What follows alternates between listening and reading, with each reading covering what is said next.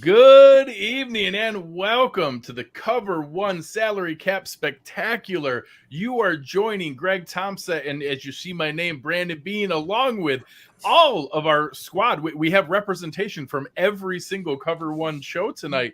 We got Steve Mathis, David Fox, Anthony Romeo, Anthony Prohaska, Aaron Quinn. We are all together. And we'll start with you, Aaron. How are you doing on this fine Friday night? I'm just here so I don't get fined.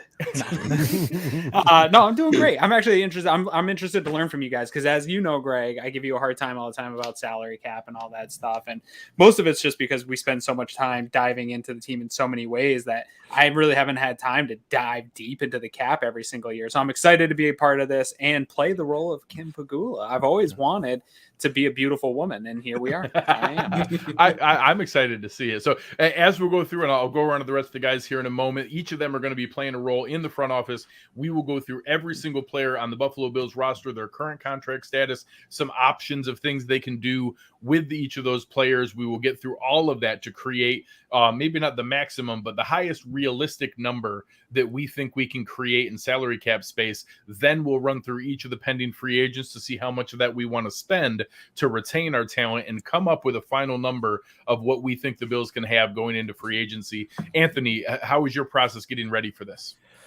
Really fun, much like so much in this game. Like I love football, and this salary cap thing combines two of my loves. I love football and I love a good myth. And much like the Fountain of Youth, El Dorado, and the lost city of Atlantis, the salary cap is a myth. And so I'm excited to just talk about like where you can find it, how it's not real. I'm stoked. Anthony Romeo, how are you on this process of going through and how what was it like trying to carve out the little spots of money? Oh, much like Anthony Prohaska, what I was going to say is I feel like tonight's going to be a reality check for us all, right? Like we want this team to get better. We want to be in the Super Bowl next year. We want to take that next step. And now comes the hard part because we've got decisions to make that are not going to be easy moving forward. And, particularly with the couple of the spots that I'm covering tonight, I was like, wow, I'm making this decision now and I got to pull the trigger on this move. So we'll see what happens. But yeah, it's tough, but we're going to have to make some moves. It's going to be fun tonight. I'm looking forward to it. Yeah, and I will say the readjusting the head for that will be it's going to be a longer show, so you'll see a lot of that. But the cough is a little bit better, so I don't quite need the mute button as often. So we'll see how that goes. Ms. Fox, how are we doing, sir? On this process, are you excited to dive in tonight? Greg, you gave me homework. You gave me. I have 4 pages of notes here. This is homework that you gave. Granted, this is football. It's football homework, but like. You had me doing math. You had me like breaking out the calculator on my phone. I'm trying to like. That's awesome. I might be the only one that just had to show up. I had no homework for this. He's just like, just show up and hang out with us. You're just here to look pretty, Kim. He is pretty. He is pretty. So it works. Steve, Steve even posted that. I was handing out homework. Like, I got to grade my own crap. I don't have time to do someone else's. This was interesting. It was also like. Kind of stressful, just like doing this as its own thought exercise, and then I'm like, oh my god, I can't imagine actually having to do this. Yeah, so everything we're goofing around about tonight. There's people that this is legitimately their job, and it's way more serious about the numbers they come up with. How was your process, Steve? This was the word of the day on World today was ulcer, and I think I have one after doing some of the Met and. The way I want to put it is you look at, you say the salary cap's a myth, and you look at teams like the Rams, and you look at teams like the Saints, and you look at teams like the Green Bay Packers currently. That's too much stress for me as a fan to handle the monetary maneuvering that those general managers have to do and the amount of can kicking that team has to do because those teams have to do because Drew Brees was older. Aaron Rodgers was older. Matthew Stafford is older. Josh Allen is 25 years old. So can you keep kicking the can down and down the road for 10, 15 years? Is that sustainable?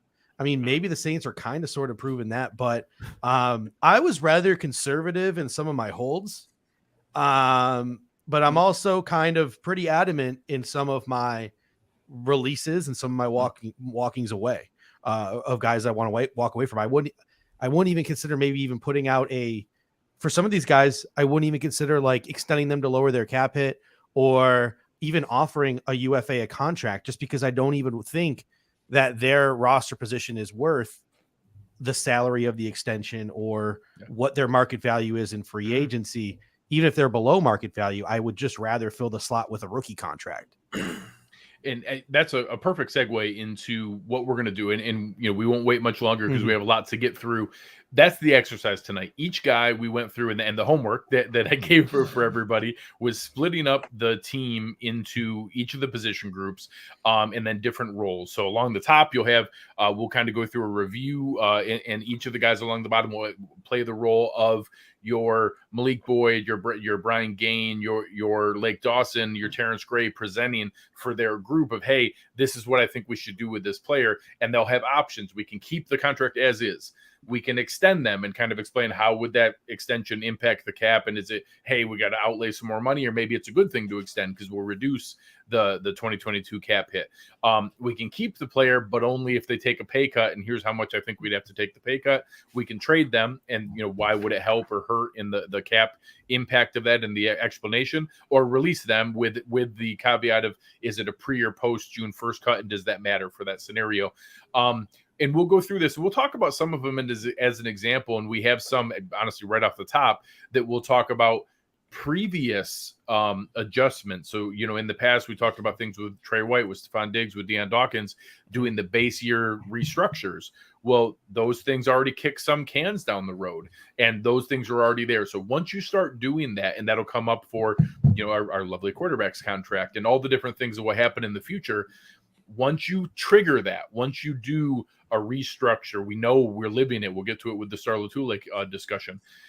You can't undo those numbers. Once you kick a can down the road, everybody always asks, and it'll come up tonight. Yeah, but can I restructure that or bake that in? No. Once you kick cans down the road, that portion of the prorated money has to be paid out. Now you can redo new things with a salary, with other things, but once you prorate a restructured bonus or a signing bonus into the future, those checks come due. And that's the analogy I always give. So everybody always teases about the salary cap being a myth.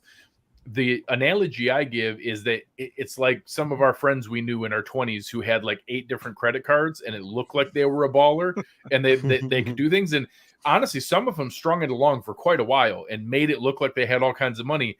I promise you, those checks came due. Those bills came due, and eventually they had to pay. And some guys got more and more better jobs and were able to pay it off. And they didn't, it didn't cost them. The accountability wasn't there. And I joke sometimes that I swear some people literally want the Saints to fold as a franchise and not be able to field a team to prove that the salary cap isn't a myth. That I need them not to be allowed to play football because they've done this so much. And I'm telling you, when it comes to, wait till you see their roster in 2022, those checks are coming due. They're going to have to pay those bills. So, but is it worth having to deal with that coming due if you had a lot of fun? Yeah, in your 20, you know what I Yeah, mean? Like seriously. there's a fine line of I know some guys how who conservative Yeah. you want to be now versus hedging that conservatism to the future. I know guys versus who just, declared let's- bankruptcy who wouldn't undo it. Absolutely. Let's spend a weekend in Vegas and rack up that credit card. Like, you know what I mean? but- You only live once. And So- I'm somewhere in the middle of like, I do want that conservative nature, but I want to win a title. And I think you look at a team, Green Bay now is in trouble, but for years they've kind of hung out in this where they have the franchise quarterback and they've hung out with the Super Bowl window open, but they haven't really been aggressive in capitalizing on that Super Bowl window. Where I look at a team like New Orleans Saints where they won one. As long as they won one, if the Bills can get aggressive and win one, then I can deal with taking that medicine down the road a little bit. And so I think that's what I'm most interested in, to see every one of you on the panel here is ideas of how conservative do you want to play it, and do you trust in that Josh Allen can lift you over that hump, or do you want to get a little aggressive while the window is as wide open as it's ever going to be?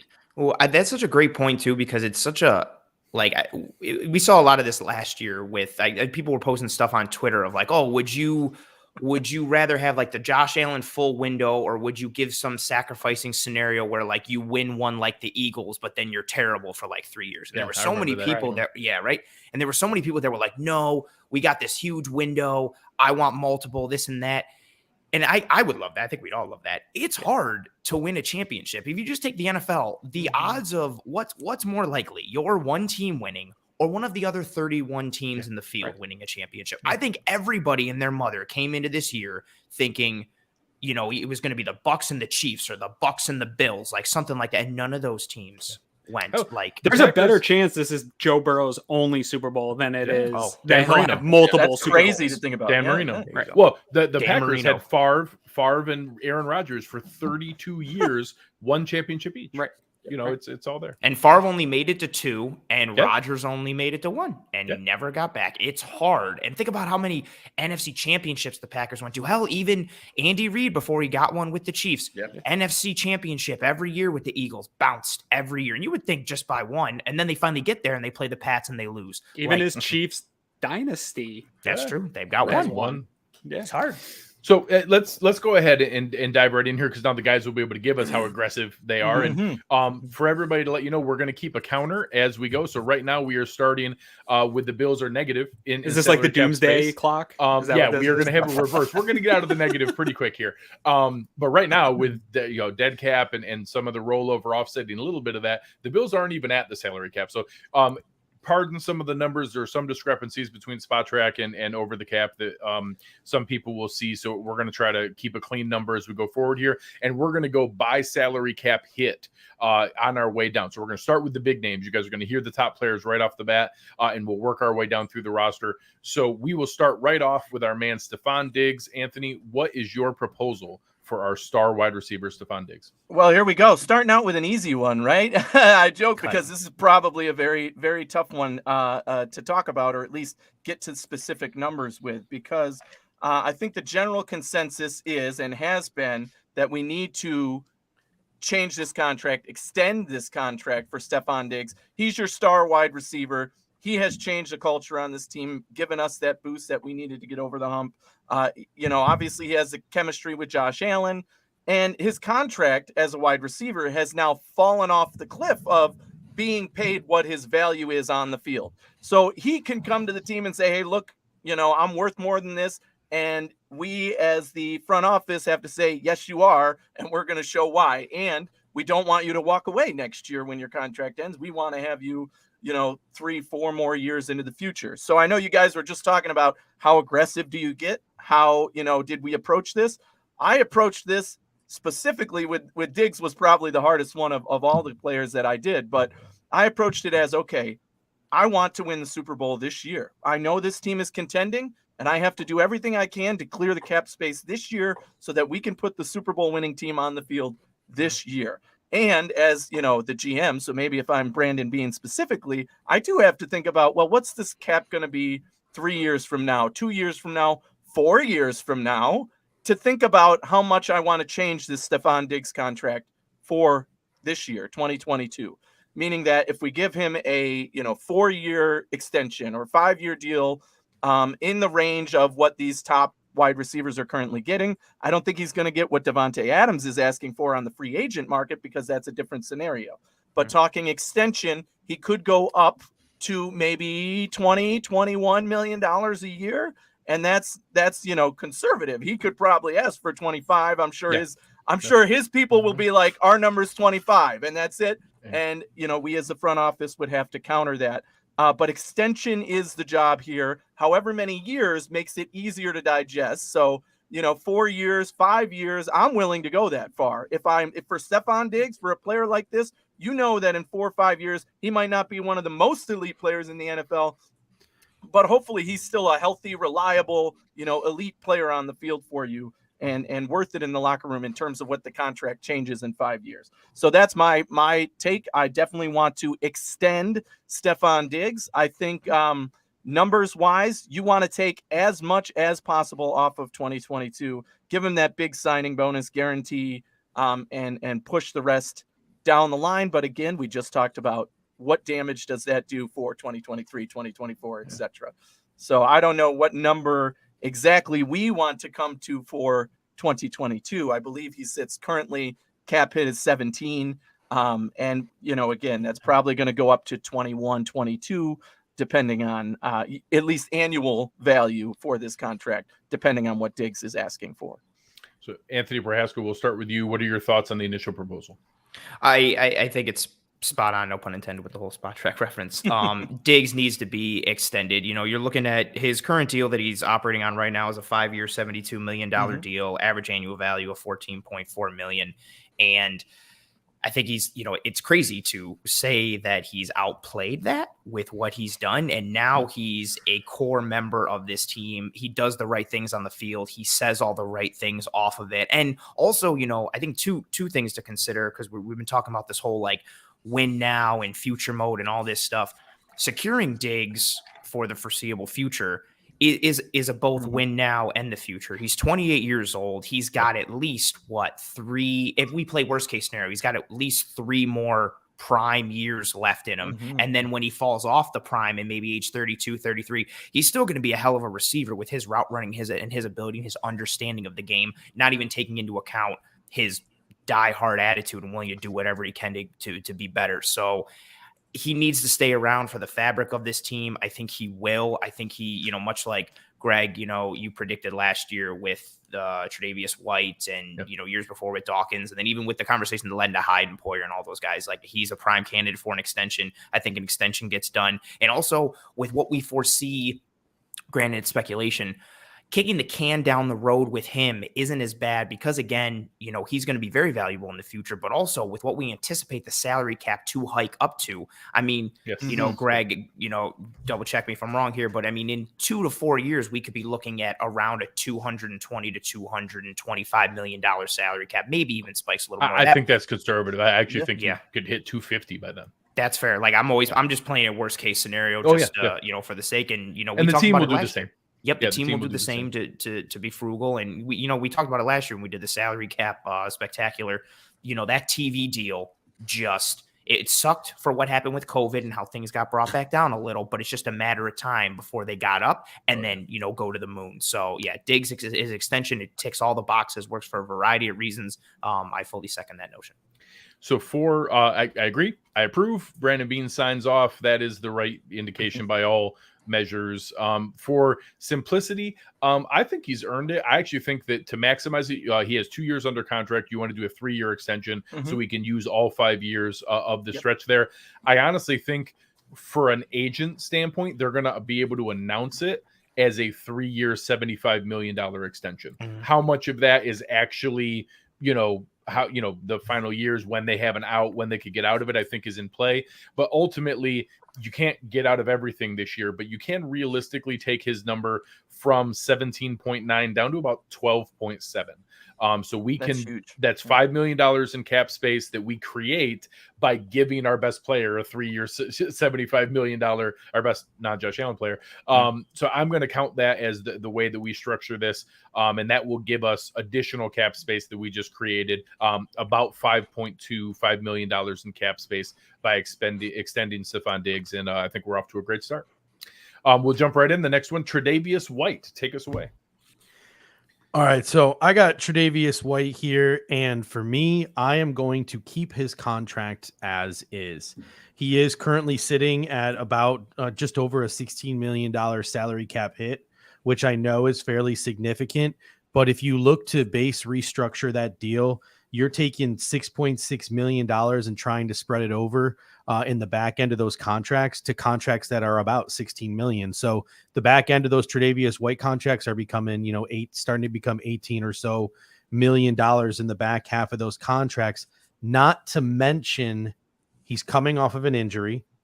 And we're talking about restructuring Stephon Diggs right now, right? To sort of, pay him more money, and we want to sort of wiggle our way out of how we kick the can down the road on Stephon Diggs by giving that extension. When you go to give Tredavious White that extension, he's going to be 29, 30 years old, and cornerbacks drop off a cliff rather quickly. And we've seen a coach like Sean McDermott able to coach up DBs, or at least prides himself in being able to coach up DBs. So I would hold on to that Tredavious White contract as long as I could.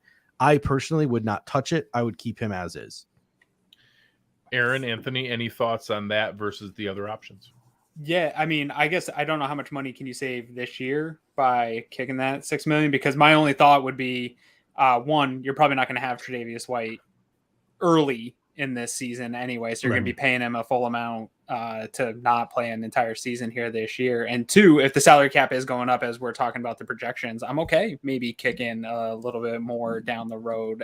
And also, I think a lot of us here are assuming that they're going to draft cornerbacks and we're going to get some cheap cost control contracts in that sort of bucket of cornerback, where in the next couple of years where you still have that rookie, possibly CB2, I don't mind paying Trey White a little bit more. So I guess I would be interested to hear what the savings would be now, to Anthony Romeo's point of, hey, can we even, we had that Diggs number in, we get a little bit off of Trey. Now we can go out and get a little bit more aggressive. Anthony? Yeah, I think that's a very fair question. From a realism standpoint, I don't see another restructuring happening this offseason for him like that. Like, regardless of if we all sat here and agreed and we're like, hey, let's restructure this, I don't think it's going to happen from a standpoint, from a realism standpoint. That being said, I think he could be a potential restructure a couple years down the road, potentially. But just from a realism standpoint, I don't see it happening this offseason. And so I'm gonna leave it at that and agree with Mr. Mathis down there in the bottom left corner of the panel. We are approved. That is the exact way I think the team's going to handle it as well. I will say, so the 9.9 and Aaron's question is the key one. You do have the option to be able to do that. So his salary is 9.9 million. We'll just, for very simple math, we'll say that his salary, if you restructured it, would go to the 950,000, the 0.95, and you'd be able to turn the 9 million portion of it into a signing bonus over the 4 years, about 2.5 million a year to be able to do that, 2.25. So all of a sudden you're taking the 2.25 that you'd eaten this year, the 0.95, now you're at 3.3 million. Now all of a sudden you've reduced it, you've created 6.3 million in savings. What I think that would be is they would keep that in their back pocket if it's interesting. It didn't work out for the Cardinals this year, but at one point the Bills were in the JJ Watt sweepstakes and they were going after there. If all of a sudden something comes up that they can't turn down and like, oh, hey, we need Khalil Mack. Hey, all of a sudden the Bears lose their minds and decide they're going to eat $40 million in dead cap, wherever the heck his deal is. But hey, we got to scramble to come up with $7 million in cap space real quick. You have Trey White in your back pocket. You have that opportunity there. You can cash that in whenever you want because of both what Steve said and, the age, the factor that there's already out there. He already has that deal and you already messed around with a little bit of that previously. I don't think that's a proactive move that they would do ahead of time. I think that's a lottery ticket you scratch if an opportunity presents itself that you can't turn down. So in Anthony Prohaska's mind, he's running down. He sees Brandon Beane running down with the Money in the Bank suitcase. Yes, and like August. Dude, love it. Well, nice. Nice. Crazy things happen, and that that's one of those things where right now we'll get into this at the end of the show. The Bills are not in position to go shopping for Chandler Jones. They're just that's not the tier that they're initially in. But all of a sudden we get to May 12th, and he hasn't signed with anybody yet, and now it's all of a sudden, hey, maybe he's not going to get $20 million a year for 2 years and $40 million, which is probably what he's going to want. All of a sudden now it's all right, screw it. I'll do $10 million for a year somewhere and then try again next year. That's when Brandon Beane comes running down with the suitcase. Wait. We got a $7 million coupon over here with Trey White. We can scratch away some other stuff. We'll figure it out. We can bring you in. That's when you cash in those. Well, we're not going to have any money left once we sign Devontae Adams. Calvin Ridley. Calvin Ridley. After the Calvin Ridley trade. Right. And after we trade for Kamara to relieve the Saints. Oh, right. Yes. Kamara. There you go. Kamara and Cam Jordan package deal. All the running backs. Package deal. Yes. Saquon will be the backup. Yeah. All right, we'll keep moving here. Josh Allen. This is actually will be one of the easier ones. In future years, this will be one of our most complicated ones. Right now, probably pretty easy. Josh Allen. Yeah, so that's back to me with Josh Allen. And I have to say that, obviously this is an easy decision. His contract cap hit this year, so I did look into the numbers, so I had something to say for this other than, is it possible for us to pay him more money? Can we pay him more? Give him more? As the working front office, I want to give this man more money. Yeah, no, obviously that's not going to happen, but his cap hit for this year is like 16.4 million. And next year that goes up to almost 40 million. So this is why when I was going through my numbers, I had that urgency. now. We need to win now, right? Everybody knows you need to win under the rookie years. That's your best chance with a quarterback who's under his rookie contract. But with Allen and this cap hit, there are 16 other quarterbacks who have bigger cap hits in the NFL than Josh Allen does right now. And there is no debate that he is at least number 2 in the NFL. I would argue number 1 in the NFL in terms of his skill set and what he can do at the position over, other guys. And to have that situation, you absolutely have to capitalize on it. So are we restructuring this year? No, keep it just the way it is. But down the line, this is definitely going to be a situation to watch. As the cap goes up, they've planned for that, but still having a huge percentage tied up in your quarterback, you got to do it, but it's going to change the roster in the future. So I'm not even going to take time to go around everybody for this one, but I'll explain a little bit on some of the options that are there. They actually did this last year. His 5th-year option number was going to be higher than this because of hitting the Pro Bowls. When they actually built out his 6-year, $258 million deal, they actually structured it so that this year lowered the cap hit to create some space. And that's why you immediately see some of the other jumps. I'll actually say the first 2 are pretty firmly in place. His 2023 and 2024 are the $39.7 million and $41.7 million. Those don't move all that much. The rest of the way, they built in $25,000 roster bonuses. Most of the years, one of the years, it's a $15 million roster bonus. Those $25 million bonuses, each year they're going to have the choice. Do we just pay you that money as a check, as a roster bonus right now? Or do we flip it into a signing bonus and spread it out over the subsequent 5 years? Each year, they will have the option of basically a $20 million salary cap coupon that they could simply reduce that at that point. So similar to what the Chiefs will have with Mahomes. Now, each year you do that, you're kicking the other kid. That means you're kicking $5 million to each of the subsequent years coming up. So there's diminishing returns on that, but they'll have those options. They were smart how they structured it, but right now they just did that deal. They're not messing with it already. That one will stay as is. So we'll keep his number as it is and move on. We have now entered the Tremaine Edmonds portion of the show. By all means, get us started. I'm genuinely curious. Oh, I've been excited to just see, what do you think we should do with Tremaine Edmonds? All right. So, Mr. Beane, I am coming to you with 2 proposals today. Oh, shit. My number one proposal is you keep his contract as is. I think $12 million is a reasonable contract for Tremaine Edmonds. Salary cap is going to be going up in each subsequent year. You can keep his contract as is. I still want to see one more year out of Tremaine Edmonds before I give him that big contract when he's up. I understand he'll have more leverage next offseason with his contract expiring. We can always use the franchise tag, etc. My second option to you is the nuclear option. And this is something I want to propose to you because I saw the way a rookie linebacker in Kansas City like Nick Bolton has been playing this year. The Philadelphia Eagles in the first round are currently sitting at picks number 15, 16, and 19. Before we consider extending Tremaine Edmonds or keeping his contract as is, I would consider giving a call to Howie Roseman and asking you if he would trade Tremaine Edmonds straight up for one of those 3 first-round draft picks. Devin Lloyd and Nakobe Dean would be sitting there in the middle of the first round. I believe in my scouting staff, and I believe both of those linebackers are more than capable of being plug-and-play, day-one starters. Last year with the 16th overall pick, Zaven Collins was selected, and his 4-year average, $2.5 million last season, $3.3 million this season, $4 million the season after that, and $4.5 million. So you could more than cut Tremaine Edmonds' contract in half, essentially replace him with Nakobe Dean or Devin Lloyd, you're choosing most likely on the board, and then take your guy, whomever you would like, at 25. Would you consider that?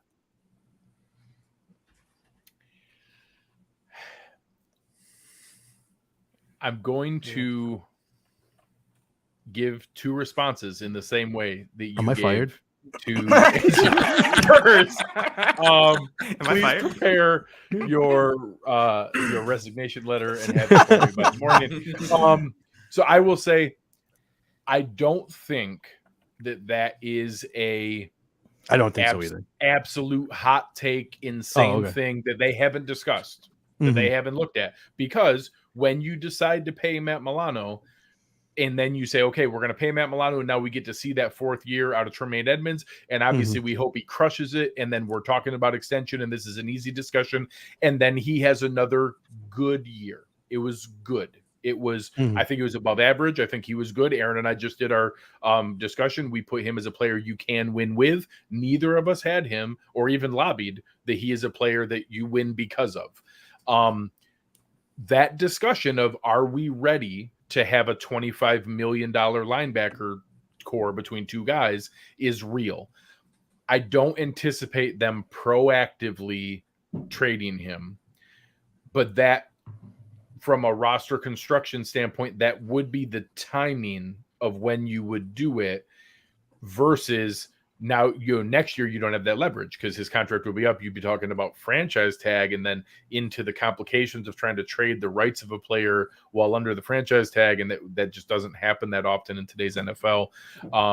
So I don't actually think that's what's happened. I think the actual reality would be, we keep him as is in the 5th year option. You evaluate and then hope that you get to where you can do an extension. Because there is a third option where, similar to what we talked about with Stephon Diggs, if they feel more confident, and the team may feel more confident than we do in his abilities, you do the extension and you also reduce that cap number. You could, because it's pure salary right now, you could actually reduce his pretty significantly and create $7 or $8 million in cap space. So I will open it up to my fellow front office members, Mr. Pagula or Ms. Pagula, and Mrs. No baked goods from Aaron. I'm not gonna get. I'm not gonna. I actually make a mean cookie. What are you guys' thoughts on these options? So I do want to say real quick that idea, I'm not as high on the idea of replacing known starters with rookies, even though there is examples of rookies coming in and doing a good job. And there's also Isaiah Simmons, who floundered and was a bust for 3/4 of the year before he kind of found his way. So Bolton was a positive. They're not all. That's not all that guaranteed. Sure. And I think one thing we have to realize with Tremaine Edmonds too is what the defense puts on his shoulders. I think that, we look at the raw stats, we look at the mistakes he makes. Greg and I just talked about this. Matt Milano makes the same amount of mistakes that Tremaine Edmonds does, and people don't just bitch. More flash plays. Yeah, people don't nearly bitch about Matt Milano as much as they do about Tremaine Edmonds. And so I think he is a good player. I think he's a big part of the number 1 DVOA defense for a majority of this last season, which was a big part of the Bills getting to where they've been and a big part of the progress of where they're going. So I'm actually in favor of one of the options Greg said of, I think they do just keep him where he is and keep that.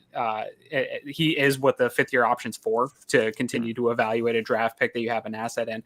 But I honestly am ready to make some type of commitment to keep him here long term. I like the age, I like the athleticism, I like the length.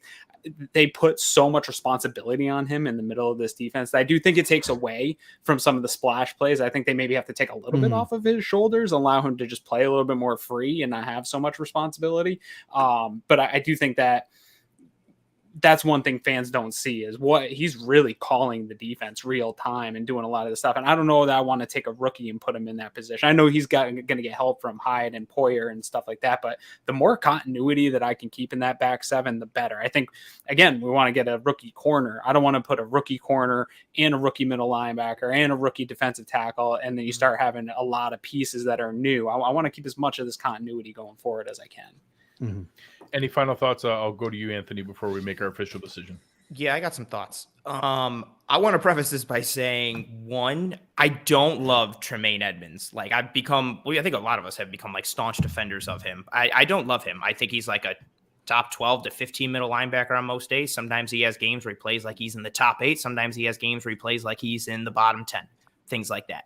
2, I love Nakobe Dean. Goodness gracious. Like, I don't care if Edmonds stays or not. If we took Nakobe Dean at 25, cool. I don't care. Put him whatever. I love him. He's a heat-seeking missile. Play him somewhere. I think his coverage is fine. Better than people know. We're not even going to get him. He's fantastic. I love him. I don't think the Bills get rid of Tremaine Edmonds. So I agree with you guys in this perspective of this is a more realistic conversation to have next year in terms of if he's going to go or if he's going to stay. 2 or 3, 4. I don't know what point I'm on now. I see a lot of comments coming into the chat for all these thoughts. AJ Klein cannot do what Tremaine Edmonds does.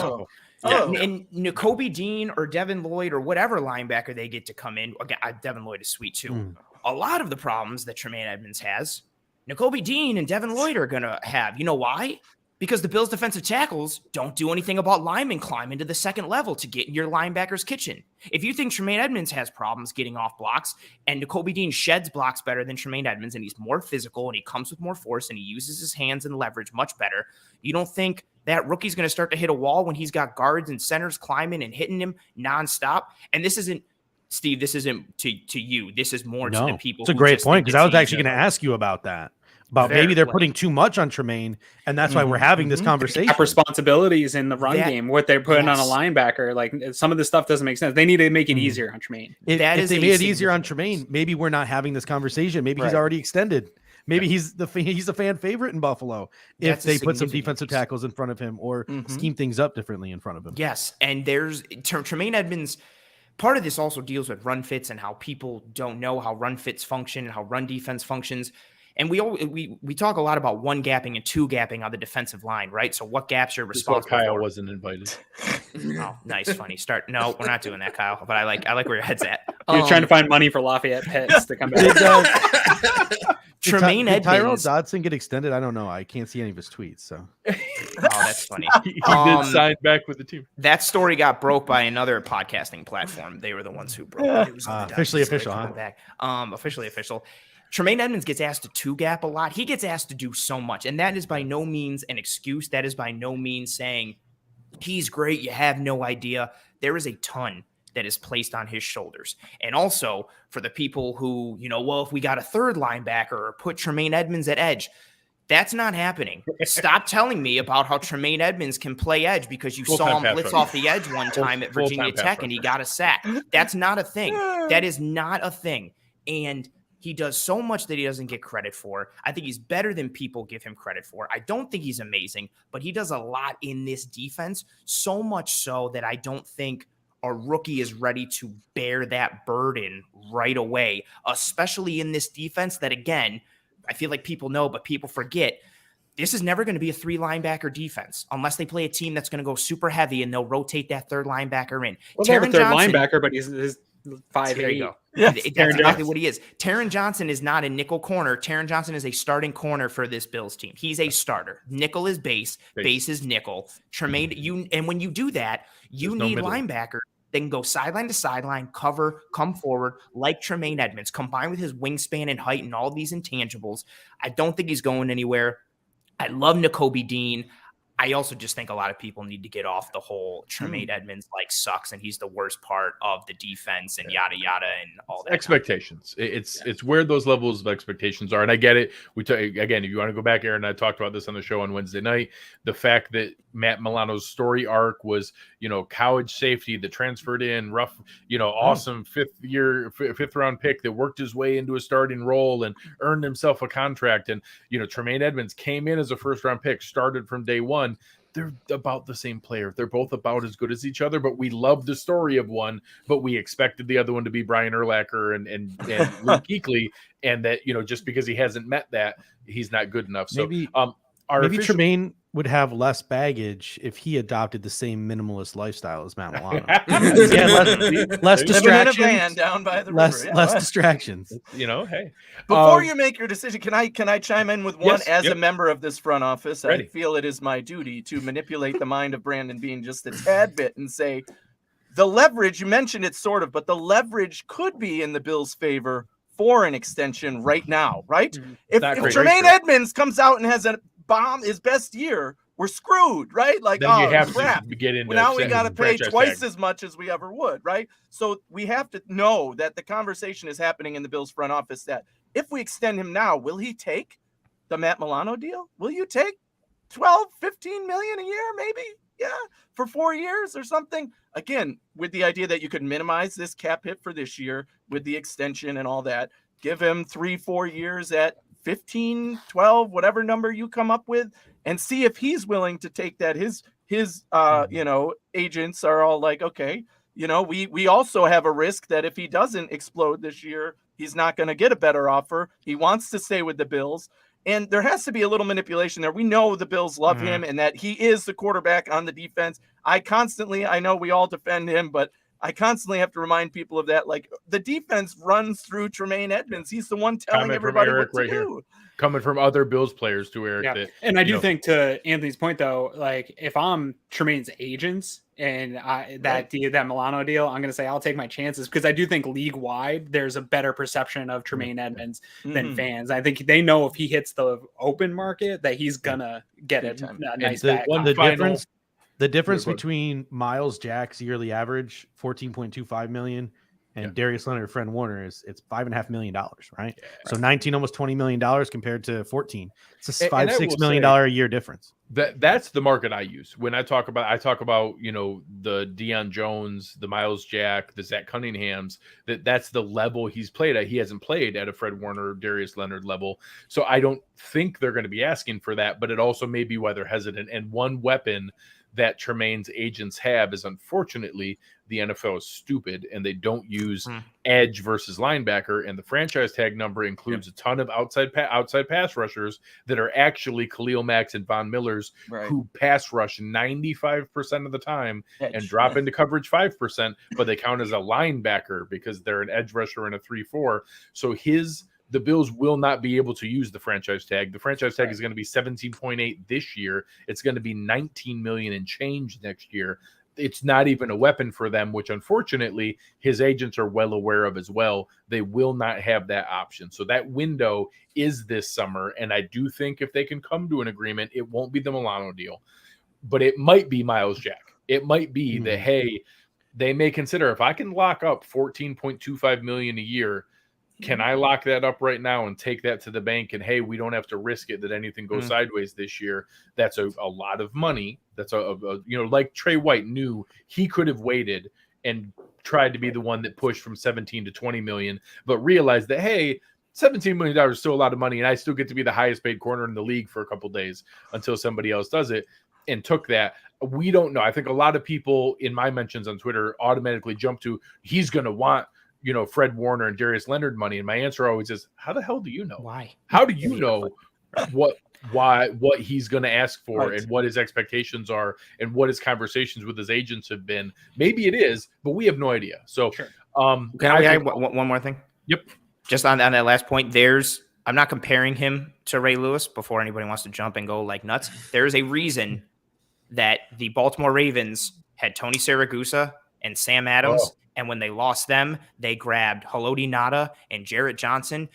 Think of all your Ray Lewis highlights that you watch. They're not Ray Lewis taking on this guard and shedding him and making a play. Correct. No, he is going sideline to sideline. I don't think the Bills maybe this is part of the Tremaine Edmonds discussion. When you take someone in the first round like that, you would hope that they can do everything, which is a very fair criticism.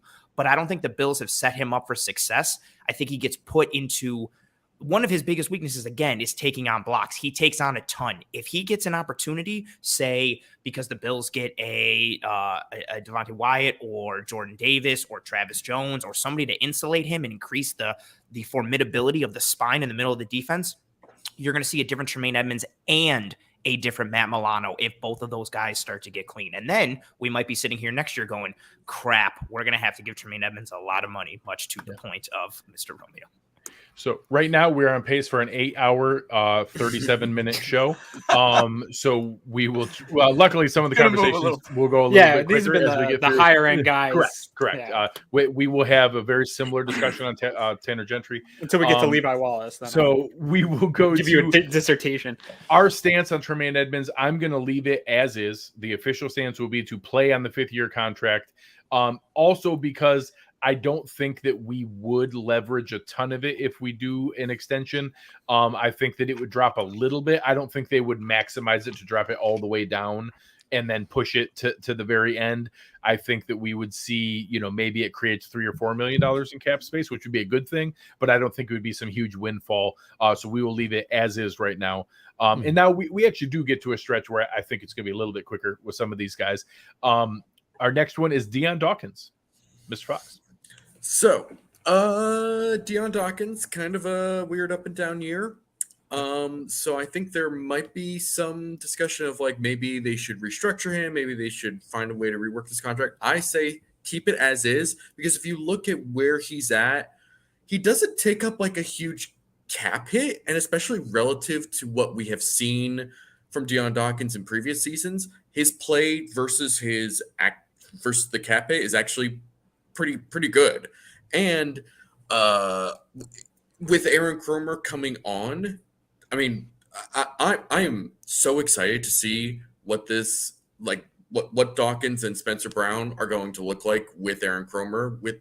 And I think when we look back in a year, if we keep this contract the way it is, could be and end up being one of the more like valuable deals in the NFL, in the entire NFL, because he is not being paid as like a top 10 left tackle in terms of APY, but he could end up being one of those types of guys in a year or two with this new coach. So I say keep it as it is.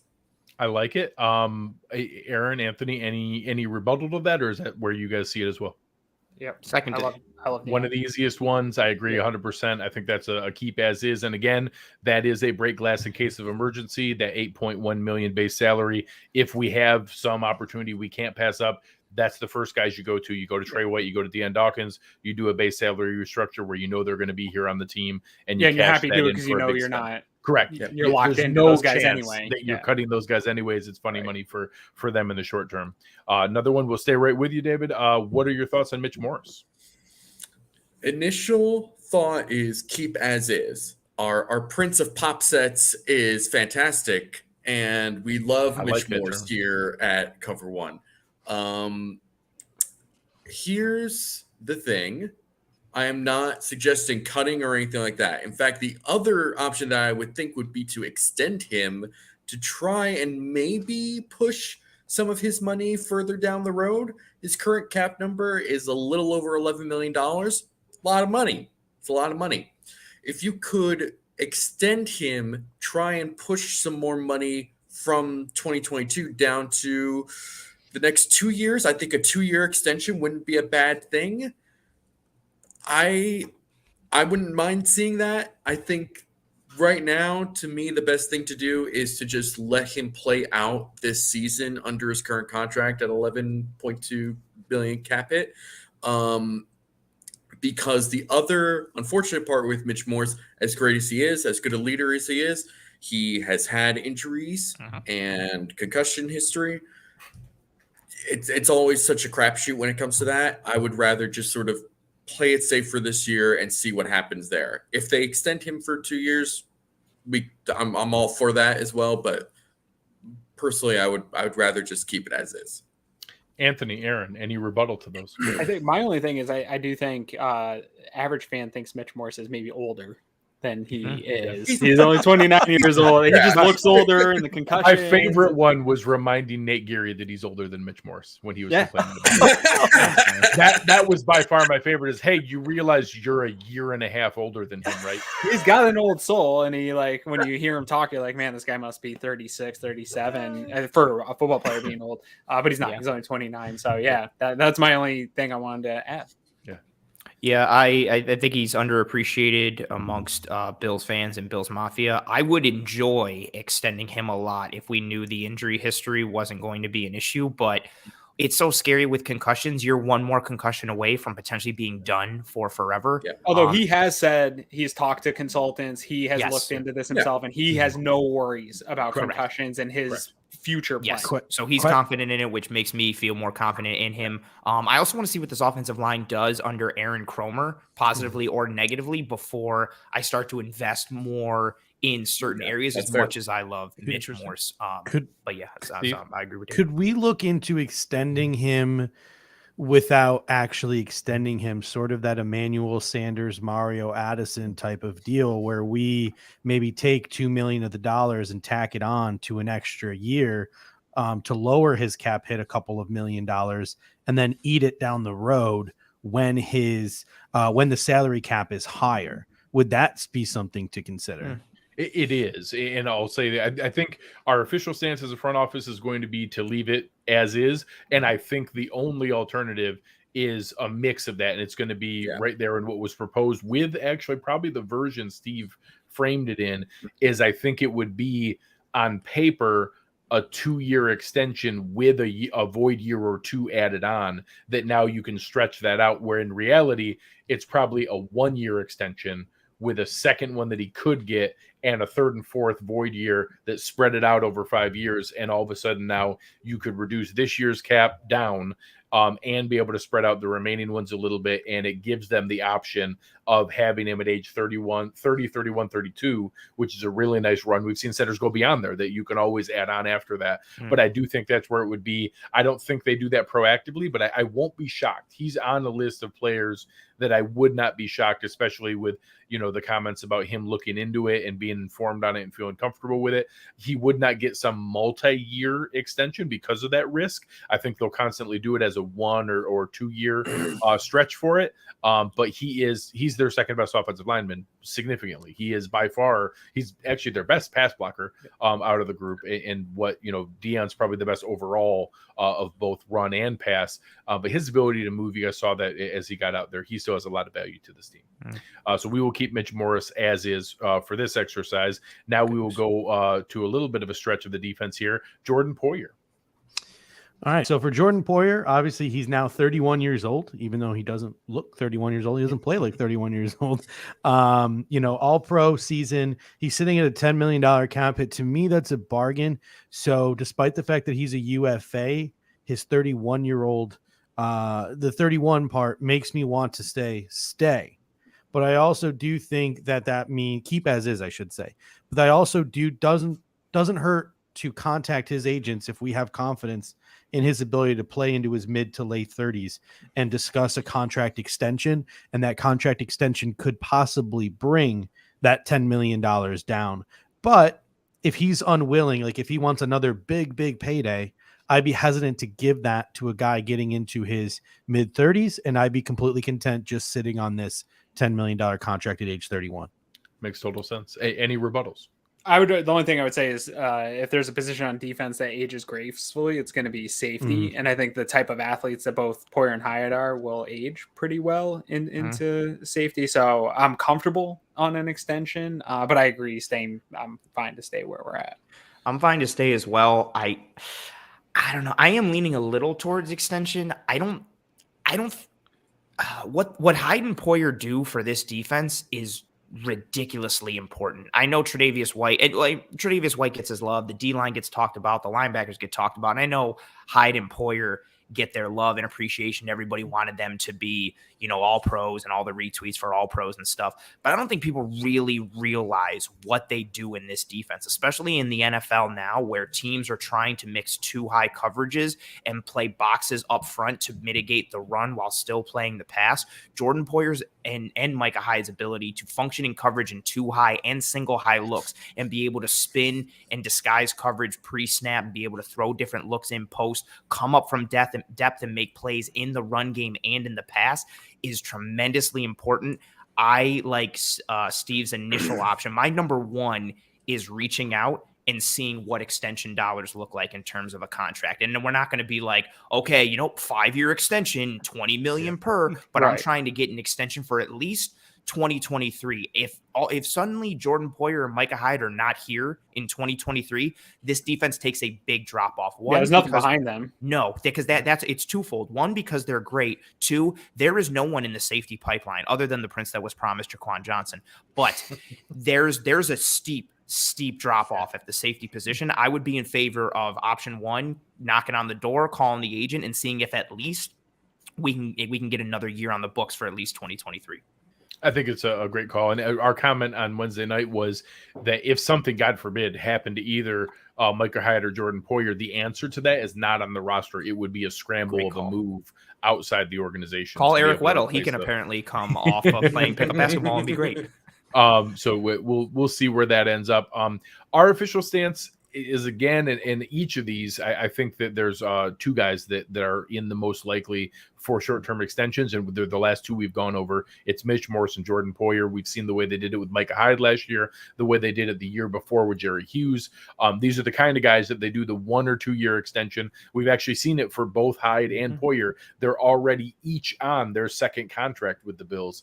This will be their third contract with the Bills. I won't be shocked. The reason I'm not going to leverage it as a big discussion topic is I also don't think it's going to change the math a ton. If they do it, it's going to be another 2-year, $19.5 million deal at about $10 million a year. And yeah, maybe they play around with it a little bit to make sure that it doesn't increase the cap and that he, he stays in that same area. And I think to Steve's point earlier, the all-pro tag, he's going to want a little something for that, but he also knows he's 31 and that, he's going to be 32 next year. So it's not going to be some astronomical number, but rightfully, maybe he asked for 2 years and $25 million instead of 2 years and 19.5. So that's the kind of thing they could do. And what they would do with that is instead of having to increase the cap, they could play around with it a little bit to keep it as is. So either way, he's not a cap savings candidate. So we'll move on with him as is and move to, I'm assuming, a similar discussion with Micah Hyde. To me, Micah Hyde is a keep as is. I look at him going into his age 32 season, cap hit of $10.2 million for a second team all pro. And he's under contract for 2023 at $9.7 million. I think the only thing we have to do here is sit tight and hope he doesn't ask for more money, which he probably deserves. So to me, I would just keep Micah Hyde as is. Any rebuttals? No, second that notion. I love that he's under, similar to almost like Poyer. I just love that he's under contract for 2023 as well. So, and they've done that in offset fashion. So Hyde had the longer deal at first, so his 2-year deal offset by 1. Poyer's came up earlier, so he got the extension earlier, which means his is also coming up earlier. So they've always been offset by 1 year. So Micah Hyde has 2 years left on his deal. They both signed almost identical deals, 2 years technically. Poyer got $250,000 more than Micah Hyde. Micah signed a 2-year, $19.25 million deal. Poyer signed a 2-year, $19.5 million deal, and they're both on the books this year and next year at very clean numbers. So those are easy keeps. And I will say, I don't think there's really any scenario where Micah Hyde's contract changes. I think there's probably a 30 or 40% chance that Jordan Poyer could. I think it's more likely he stays as is, but that one will likely stay. Another one that will keep the momentum rolling, Matt Milano, now in the first year of his new deal. What are your thoughts on Matt Milano?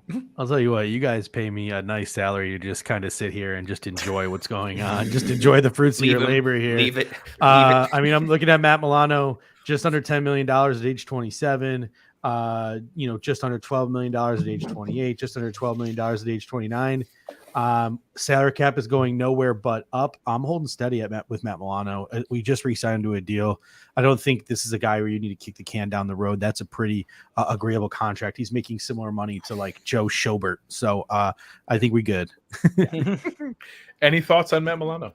No, his contract is very handsome. He's very handsome. His contract is tremendously affordable when you consider he was the best coverage linebacker last year, according to several advanced and raw metrics, only behind like Micah Parsons because of sample size and things that threw things off. He's been one of the best coverage linebackers since he debuted in the NFL, and that Bills defense is tremendously important. Somebody said earlier that he's overpaid.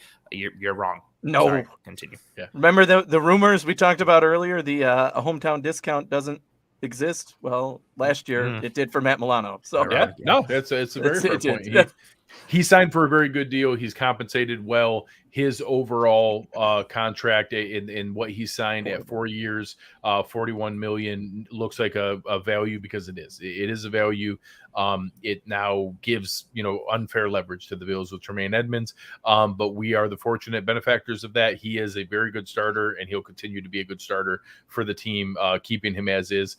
So that's an easy one. We will move on to one that is a little bit more interesting. Back to the offensive line, Daryl Williams. Mr. Fox, what are you doing with Daryl Williams? Look at the smirk on his face as soon as you said Daryl Williams. He just I don't know if it was a good smirk or a bad one, but he smirked immediately.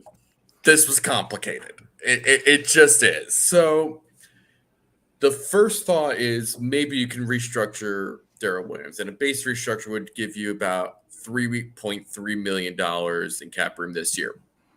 It's pretty good. But that pushes more money down the road for an average guard Basically who marries just you to turned him. 30. Yeah, marries Yeah. you to him. Yeah. So, I mean, like the rest of the offensive line, I'm expecting his play to improve with Aaron Cromer, but he's also like 30 years old. And like we talked about with Mitch Morrison, Deion Dawkins, like I want to see what these guys look like before we really start committing money, like long-term deals to these guys or changing things that are already set right now.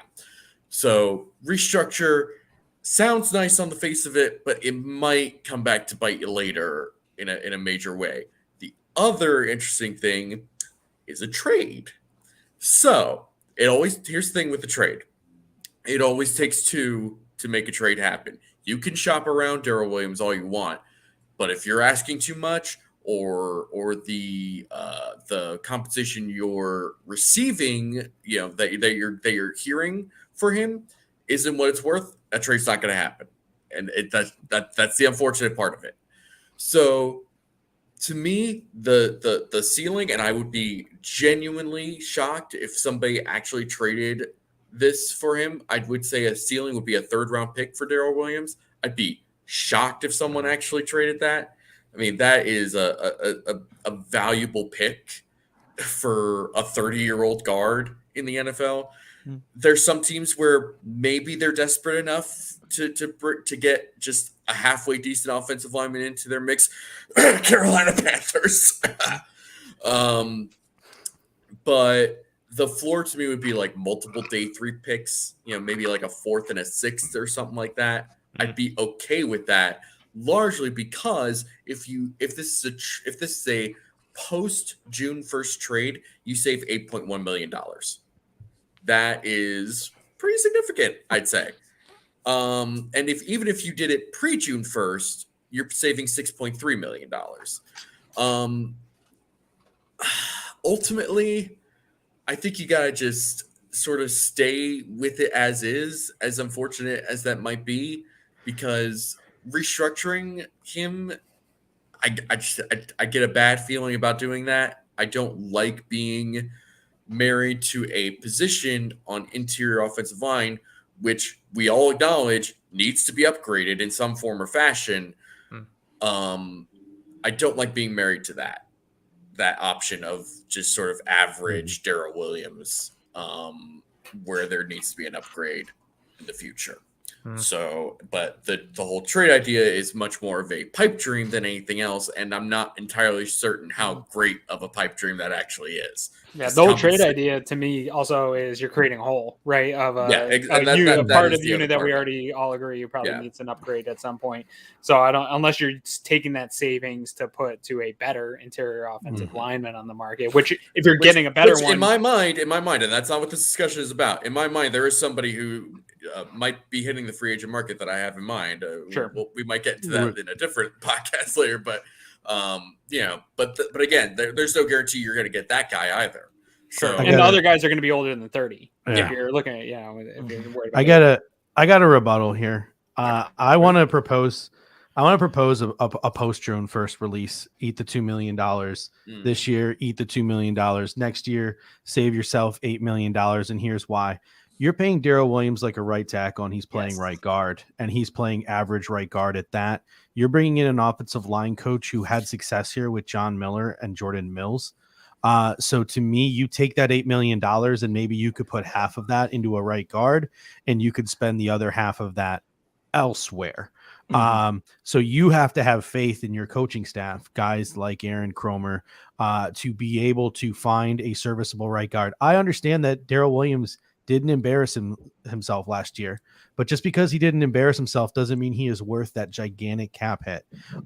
So to me, I would take the post June 1st with Daryl Williams. I would eat the $2 million or 1.8 this year, the 1.8 next year, knowing the cap goes up, and I would save that $8.1 million and I would go spend it elsewhere. I mean, we're an hour and a half into this meeting and we got $4 million to play with. So yeah, exactly. I want some money, baby. Can I rebuttal that real quick in that, I don't know that I want to create that hole. I agree that Cromer did a nice job with less here, but we also had LaShawn McCoy and Tyrod Taylor that made that look a little bit better than it was. There's no Shady McCoy in the backfield that's going to shake defenders at the line of scrimmage. So my thing too, and Greg and I talk about this a number of times, is it's hard to look at that single cap hit, but you really spread it. You're still on a cost control contract with Spencer Brown. You're still on a pretty decent contract with Rick Bates going in. So if you look at the offensive line as a whole, there's still some value savings that you have there where, yeah, it's not ideal that you gave him a tackle's contract to play guard, but you're not paying Spencer Brown starting right tackle money. I'm disappointed in all of you. The one thing we watched it last year. He went back to Mitch Morse. He went back to AJ Klein. He went back to Star Lotulelei. Yeah. He went back to all these players, and they took pay cuts to stay on the team because they weren't going to get it on the open market. This is by far the most obvious pay cut on the roster. Exactly what you said. Don't make Steve. a hole. Just take your money. Exactly what you said, Steve. Except you pay him like a starting guard instead of a starting tackle. Sure. I think you can go back to him and say, "Hey, we need $3 million of that back. We got to knock you down, from the 9.9 million down to a 6.9 cap hit. You can't help some of the prorated stuff. $2 million. That's what you already had out there. You're turning him into a $5 million player in $5 million in cash. I would rather keep Daryl Williams at $5 million than roll the dice that, hey, some other $5 million guy we find, because the same way that someone would pitch me that, but Aaron Kermer will coach up that other guy. Well, he gets to coach Daryl Williams too.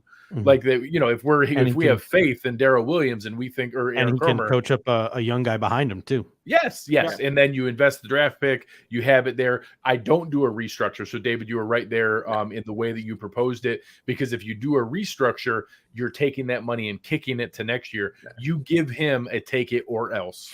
Greg, explain how Explain how a restructure works, because there's a lot of people in the chat just saying like, "Well, restructure." I don't think they understand the proration aspect of it and what it means for the future. The guys that you restructure are Stephon Diggs. So Stephon Diggs last year was a restructure because kicking. Steve and I went through this as we were prepping for the show. We kicked $13 million in cap space for Stephon Diggs down the road into 3 different chunks of $4.38 million.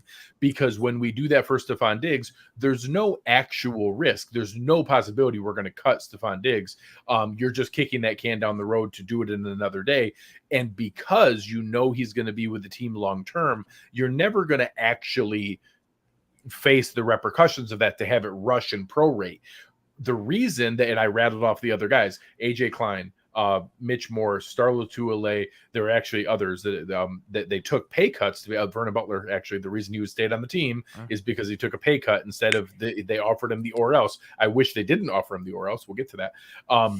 But that's how you approach it with Daryl Williams. Is here are your 2 choices. We're not going to restructure you because I'm not kicking that can down the road. You're just giving back $3 million.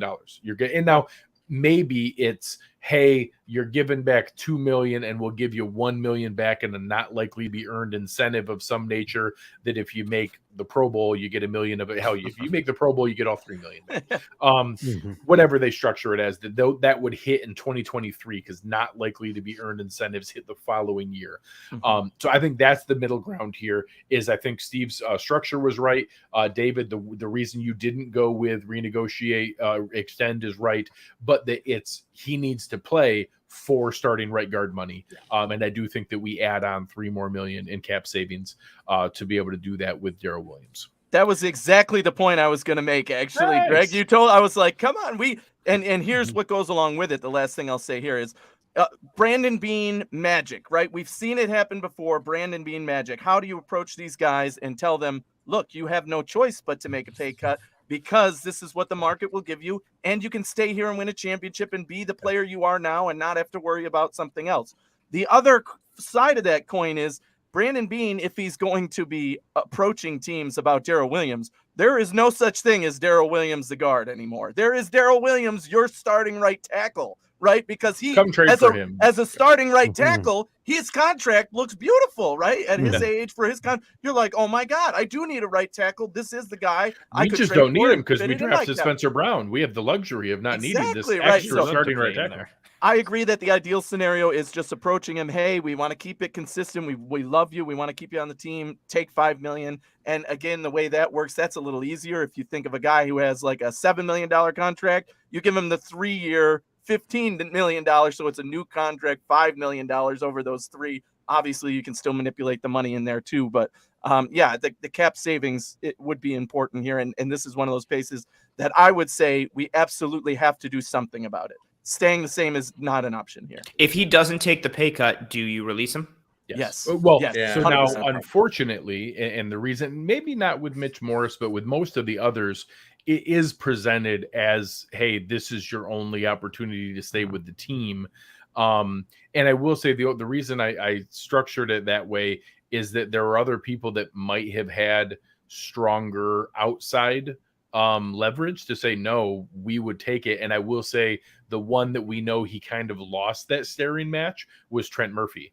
And that going into that season, they're probably the pay cut they were asking, he probably felt, prior to seeing them again that season, his agent probably would have got him that amount of money. So he said, no, we'll call your bluff. Release us then. And he did. He backed down and said, okay, fine, we'll keep it as is. And he lost that match. He should have held firmer to his guns and done that. But that's the way most of those go, is that there's very infrequently is there a middle ground. It's normally, hey, take it or else. And we got about 4 of them in a row here coming up that are going to be interesting with this. And I wanted to say that because even if you approach him early on in free agency, like, because the post June 1st, like Steve mentioned, you get the 8.1 savings. But even if he's a pre-June 1st, you're still saving $6.3 million, which is still a really nice chunk. So if you approach him as free agency or draft, that whole offseason peak, and he doesn't take the bait and you have to cut him loose, you get the free agency period and the draft to be like, okay, well then now let's plug that hole this way or plug other holes and then repurpose ourselves. So it's not like you have to wait until June when a lot of the work's already gummed up via the draft and free agency. No, spot on. I think everybody's right there in line. Our official stance will be to keep Daryl Williams on a pay cut, create $3 million more additional cap savings, and pay him as the appropriate starting right guard that he is. Our next one is moving on to a complicated one in Star Lotulelei. This is actually one of the I will say I'm a huge advocate and supporter and champion of Brandon Beane. Star Lotulelei is his biggest miss as a contract overall. It's going to be even worse. And then it was compounded by the fact that they had the COVID opt-out option. It told over an extra year to even push it an age year later than it would have been, and later into their layering and structuring strategy. And now there's rumors that he may or may not come back for the team. So we will approach this discussion as though he is coming back to play. And we will go there. Mr. Fox, or is that David stuff for this one? Yeah. Yep. Well, if he is coming back to play, it won't be for the Bills because I'm recommending cutting him. He is just not available enough. He had a good start to the season, but wasn't overly effective for most of it after that. He's going to be a post-June 1st cut. Creates $4.1 million in cap space if you do that. If you don't do that and it's pre-June 1st, you only get $1.5 million.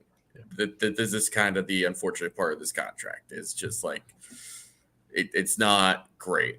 That being said, assuming this is a post-June 1st cut, not to spoil anything for later, but I would essentially be using that money to try and pay Harrison Phillips. So. I will open it up for rebuttal.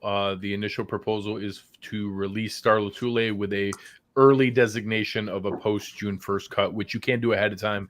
The league doesn't make you wait until June 1st anymore. You can simply designate it that ahead of time. Any push to do something different? I'm torn. I see everybody kind of in consternation, so I figured I'd volunteer myself as tribute to speak first here.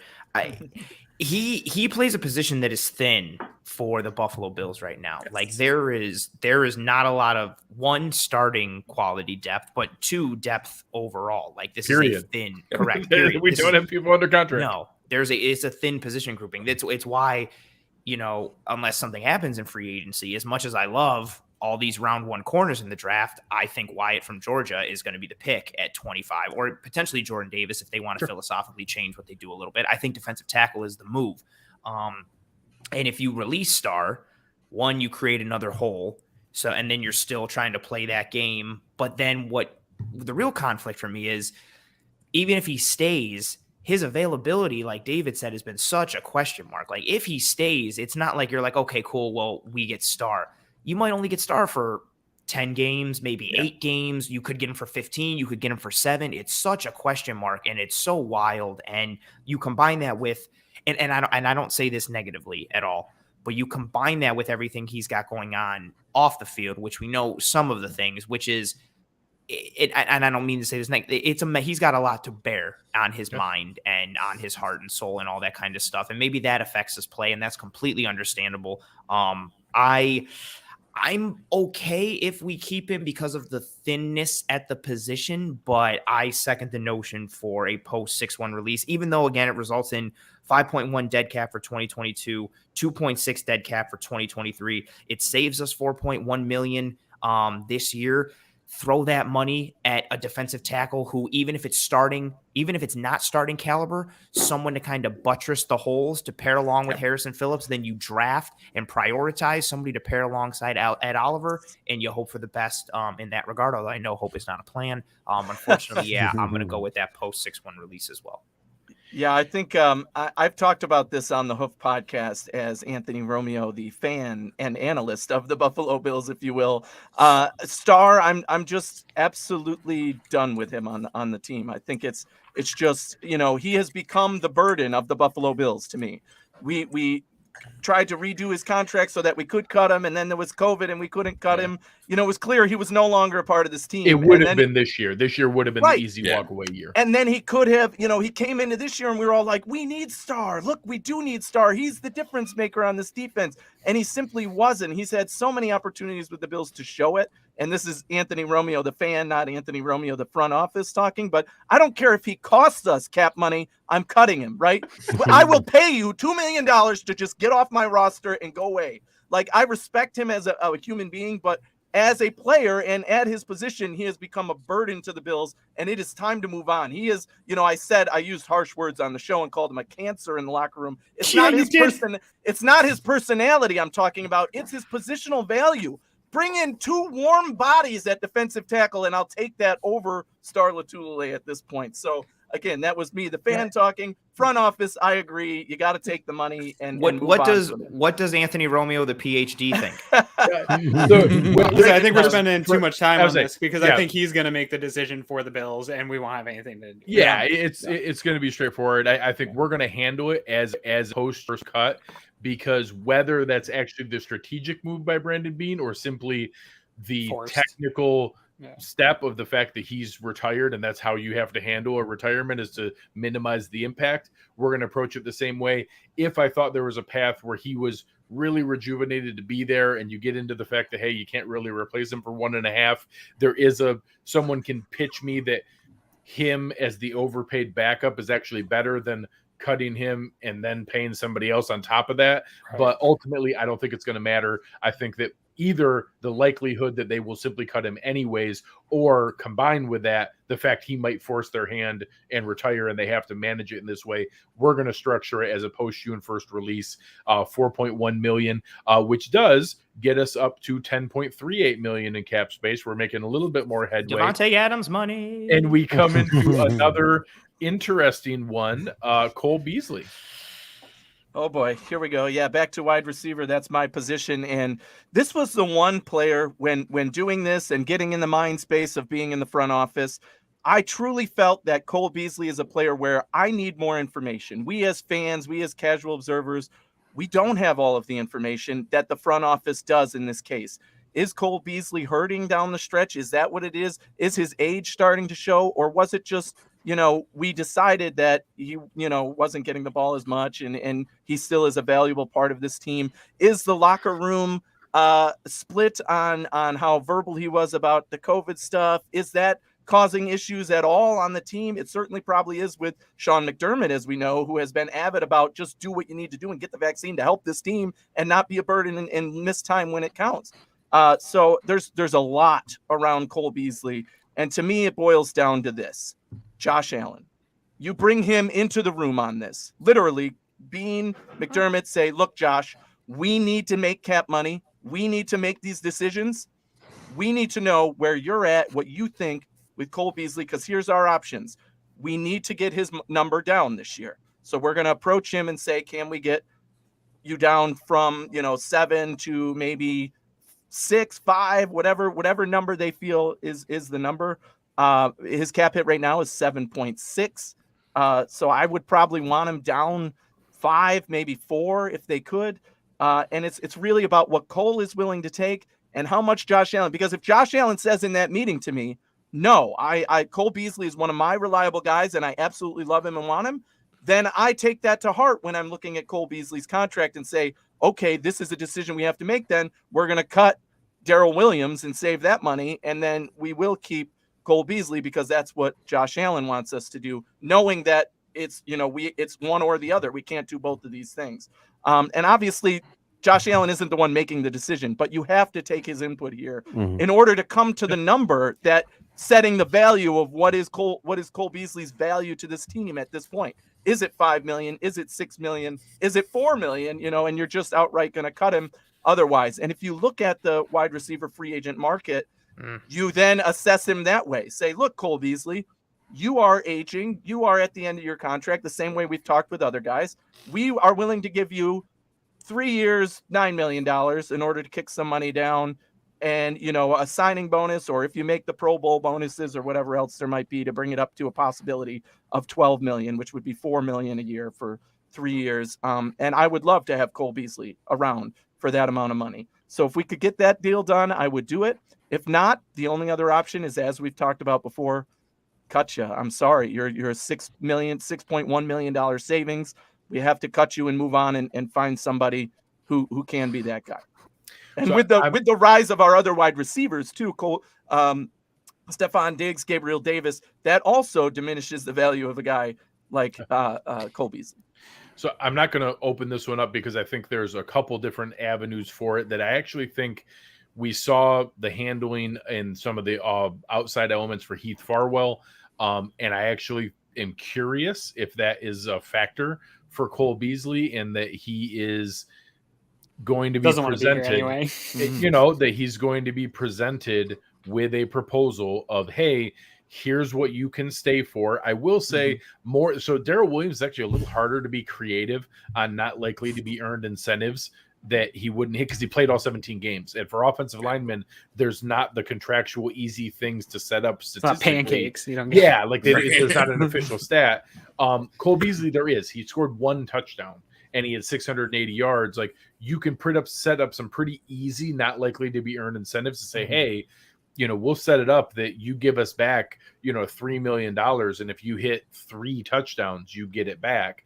But we get to kick that can down the road and you had a productive season. So we feel good about it. He has a lot of options that you can do that. He also may be in a position where he says, listen, I've dealt with enough crap here. New York State isn't for me. I want to go, play elsewhere to be able to continue on my career.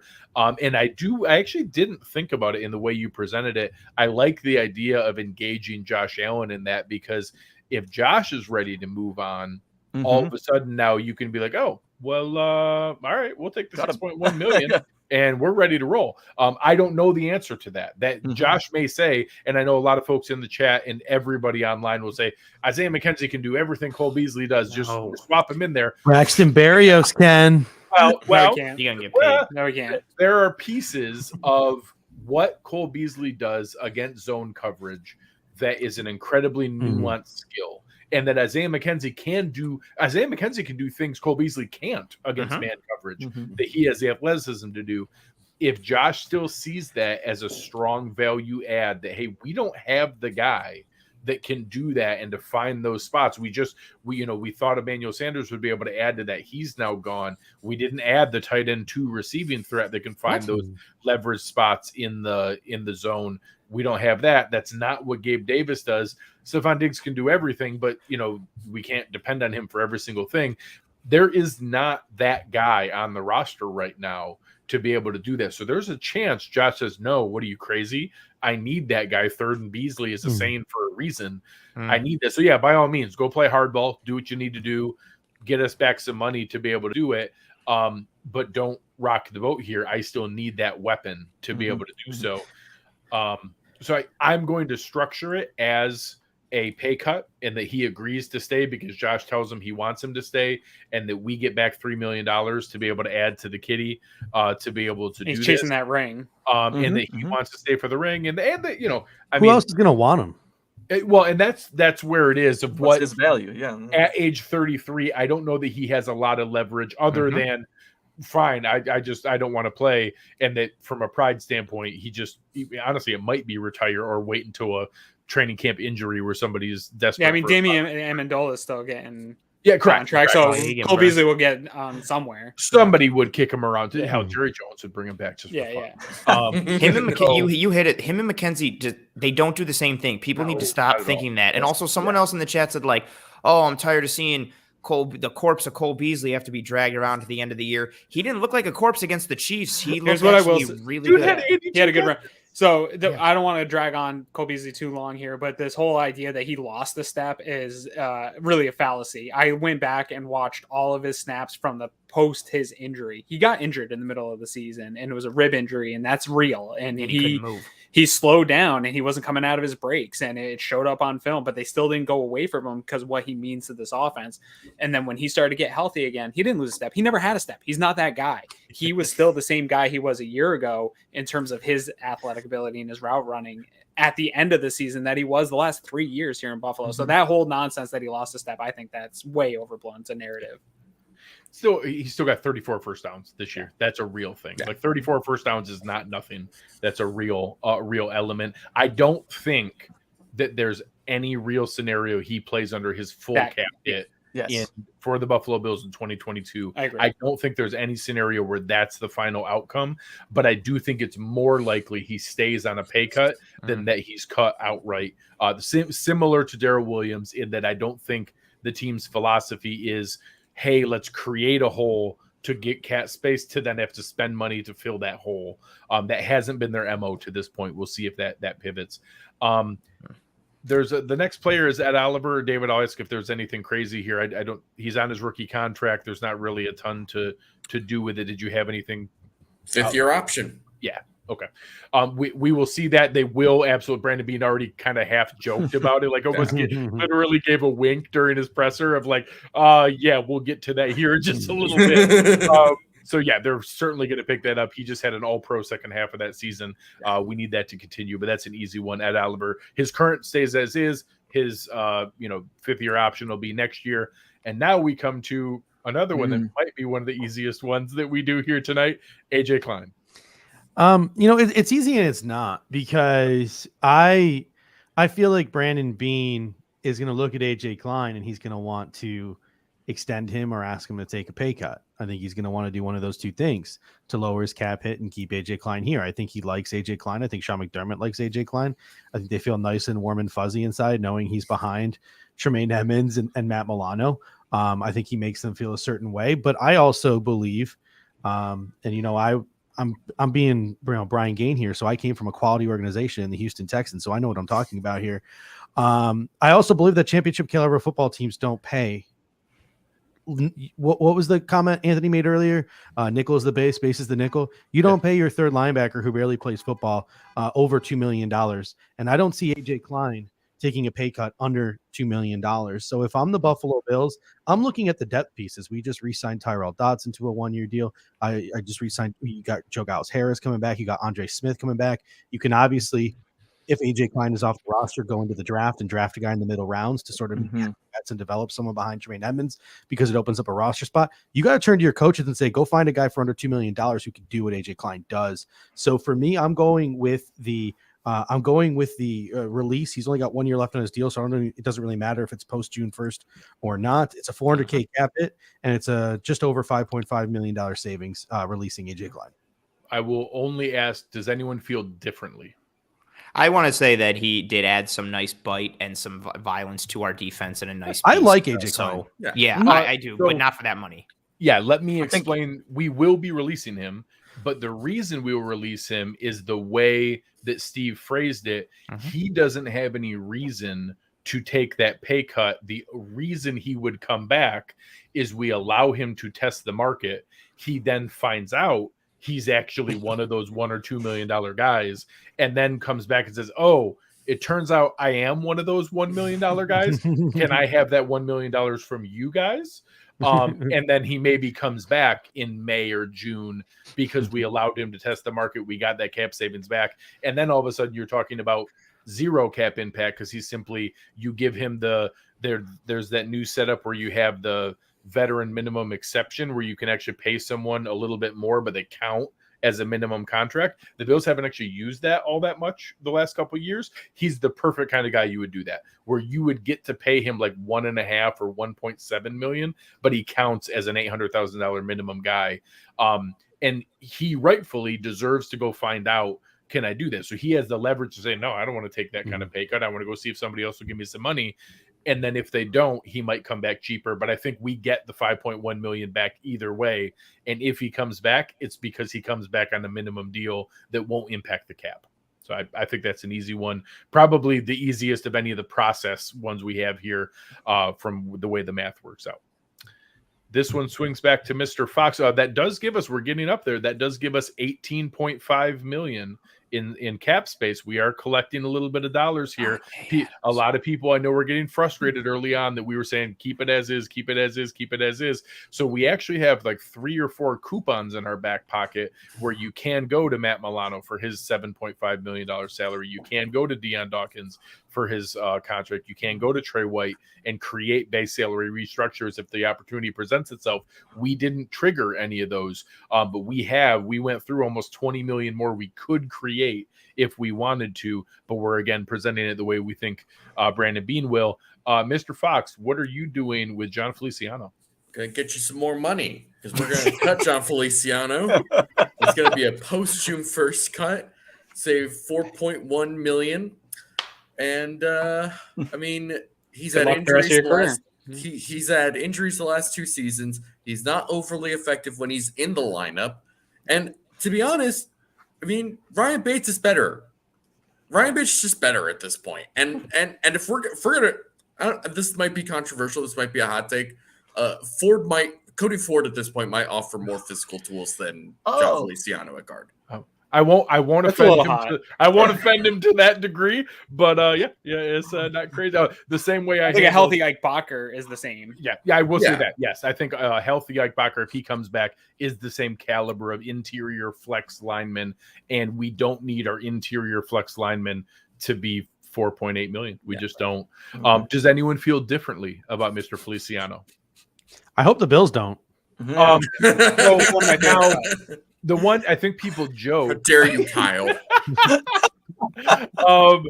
So the one thing that I will throw out there that's not crazy is that there's a chance Bobby Johnson lobbies, and we don't know how Brian Dable feels, and we don't know how Joe Shane feels, and it would not. So what Andy is saying here, it would be something like that. It would not be for compensation that is legitimate. It would be not Saquon. It would be maybe Kadarius Toney.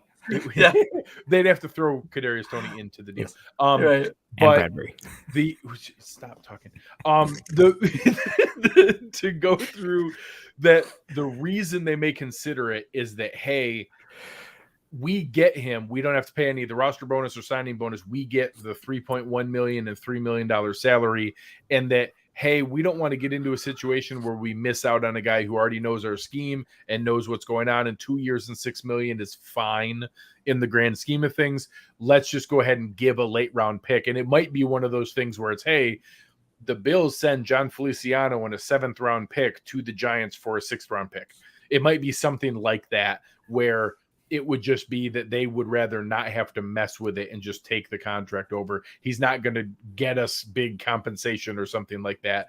And when you trigger that trade, you could set it up in the same way. We would create the same amount of cap space if we were to do it. So I'll process it the same way we still create the 4.1 million in cap space.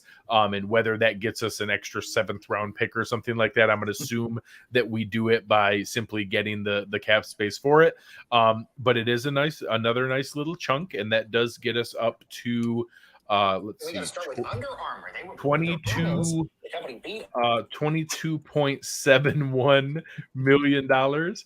We are now chugging along, creating some real money. Another one I'm actually going to skip over here. Ask Steve if there's anything. We just reached an extension with Taron Johnson. Is there anything you're doing with his extension? No. Okay. No, that was a pretty clean and easy one. Taron Johnson, we just got back in, and honestly, he was one. I was on a streak there where I was hitting all of our extensions like almost down to the dollar. Taron Johnson got a little bit more than I expected when he cashed in for 3 years, $24 million and $8 million a year. God bless him. That's a great contract for him. But the Bills are in great shape. We now have our starting nickel cornerback at age 26, 27, and 28 through the 2024 season. We're in great shape. That's an easy contract. Sorry for that noise. SpotTrack's ads can be a real jerk sometimes if you click the wrong spot. Somebody's got to get that. Somebody's got to get that website a benefactor. That'd be fantastic. But now we do have one that's interesting. What are your thoughts on Tyler Matakevich? This one's tough because we lost Jamie Gillen, so there's only so many gingers on the roster. I think he might be the only one. But Gotta get that quota. I'll say this about Tyler Matakevich. Again, this is a case of me loving the player. But if I was Brian Gaine, I'd sit down with Brandon Beane. I said, listen, COVID did a thing, right? It literally affected the salary cap and the way teams approach things. I know that teams go out there and pay special teamers big money to play special teams. Look at all the money that like New England has paid Matthew Slater over the years, etc. I understand that special teams is a priority, but you shouldn't have given Matthew Smiley that bump in title if he can't handle going out and finding some UDFA linebacker who can't do what Tyler Matakevich does.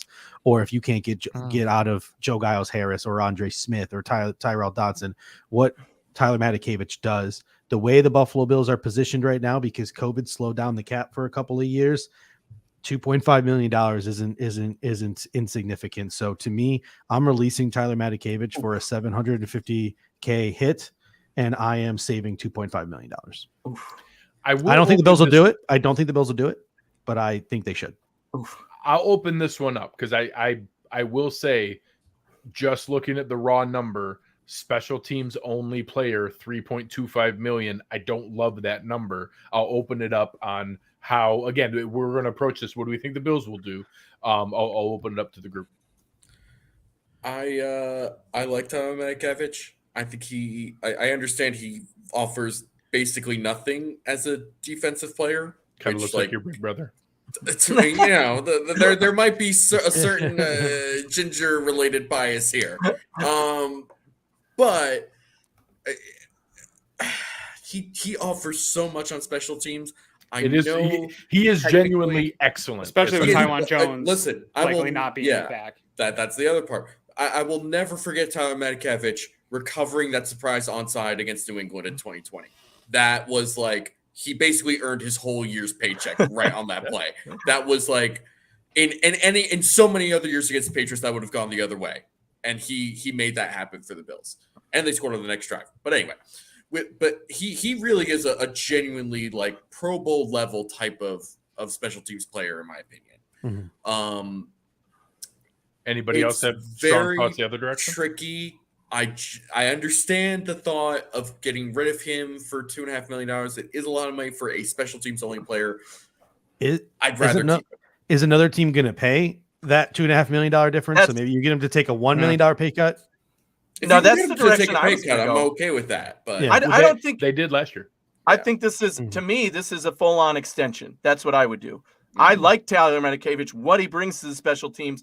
But when you format that extension, you say, yes, COVID did do a thing. Special teams players aren't worth what we are paying you currently.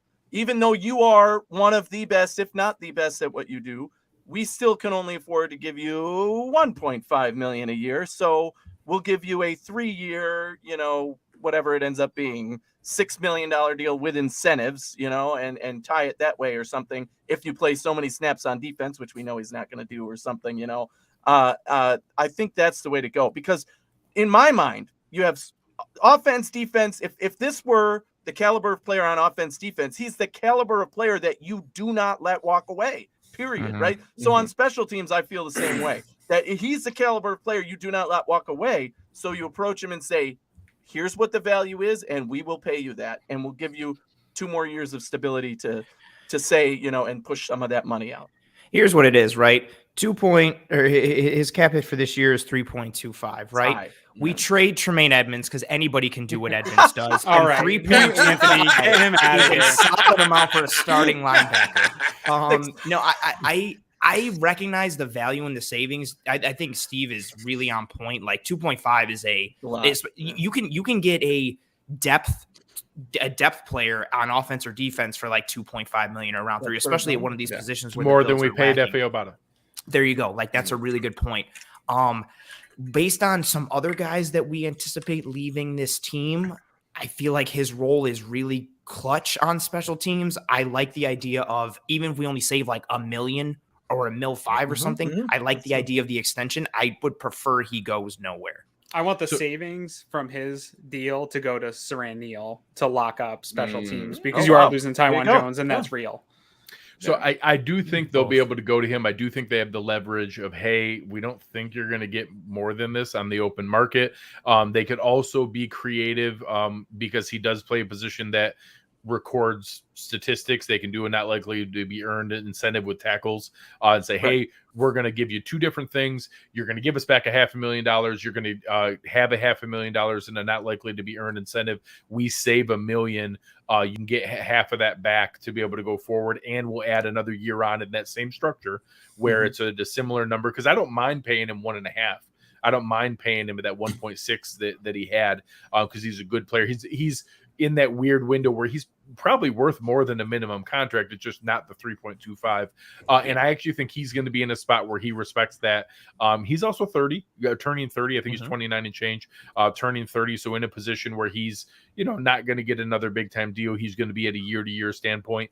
So again, I think we can save a little bit of money here and be able to go back and set ourselves up with another little chunk that puts us at 23.5 million. We're going to keep that as keeping Tyler Medikevich, but at a pay cut that we get a little bit of money back. Like I suggested at the beginning. 100%. Air high five. So going through the setup for the next 3 guys, does anyone have anything different for Devin Singletary, Dawson Knox, or Gregory Rousseau? Oh, David? I would like to extend Dawson Knox. Oh, okay. I was wondering if someone was going to say that. And I will say, Spot Trek actually put out their proposal. It was at a $8 million number, 3 years, $24 million. Smash that. So I agree. If he was good with agreeing to that, they would do it in the same way they've done other players, where it wouldn't have any effect on this year's cap. They could play around a little bit and give him a check. He actually has a $2.5 million salary in the last year of his rookie deal. So you could play around a little bit, where now all of a sudden a 4-year extension, you could give him an $8 million signing bonus and not really affect this year's cap hit at all, but reward him with that. So duly noted. I would support that as well. But for any cap hit for this year, I don't think there's anything that happens for Devin Singletary, Dawson Knox, or Gregory Rousseau that changes this year's cap. Yep. Okay. No, completely agree. I can extend it. John Smith got 12.5. Gerald Everett got 6. Eric Ebron got 6. Blake Jarwin got 5.5. We can get Knox for 8. Yeah, that's a value. And his we talked about it throughout the season. Like, a lot of it's going to be like, well, look at the touchdowns he caught, or the catches and the receptions and all that. His progression in the run blocking game was really stout and tremendous. And I think Cromer's going to bring out another layer to that run blocking piece to his game. I expect another jump from Dawson Knox this year in that aspect, which would be great. So the next debatable player that comes up here is Cody Ford. What are we doing with Cody Ford? Extend the franchise tag. Which doesn't even we'll slap that first round 10. No, he's not restricted for free agent. Never mind. But all right. So initially, I kind of just want to cut Cody Ford because I'm part of me is just done with watching him play or try to play. He's had injuries. He barely gets on the field. He has struggled so much wherever they put him. You save like 1.5 million cutting him, which like isn't a lot. I mean, every dollar counts when you're up against the cap. Here's the thing: he's still on a rookie contract. You can keep him as is, and if let's say worst comes to worst, and the Bills are pushed up against the wall with like Daryl Williams, and he doesn't want to take a pay cut, and they can't find a trade partner for him, and they feel like they've just got to save the money and cut Daryl Williams. Cody Ford kind of has to be there, even if just to be a body, and if there's anybody in this universe who can try and salvage something out of Cody Ford's career, it's Aaron Kromer, because that man got something out of John Miller and no one else has. So, I'm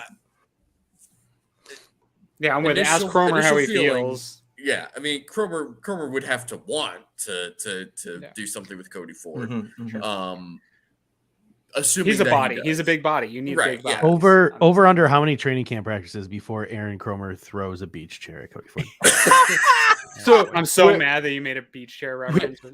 So we'll cap the Cody Ford one here because there's actually no incentive to doing anything early. There's no pre-June 1st, post-June 1st.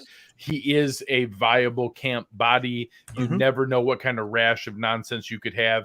He will be fighting for a roster spot, and I think right now he's outside the 53 looking in and would need something to go well. He's this year's Bobby Hart. Yeah, correct. He's a guy that everybody's going to clamor to, why isn't he cut already? Why isn't he cut already?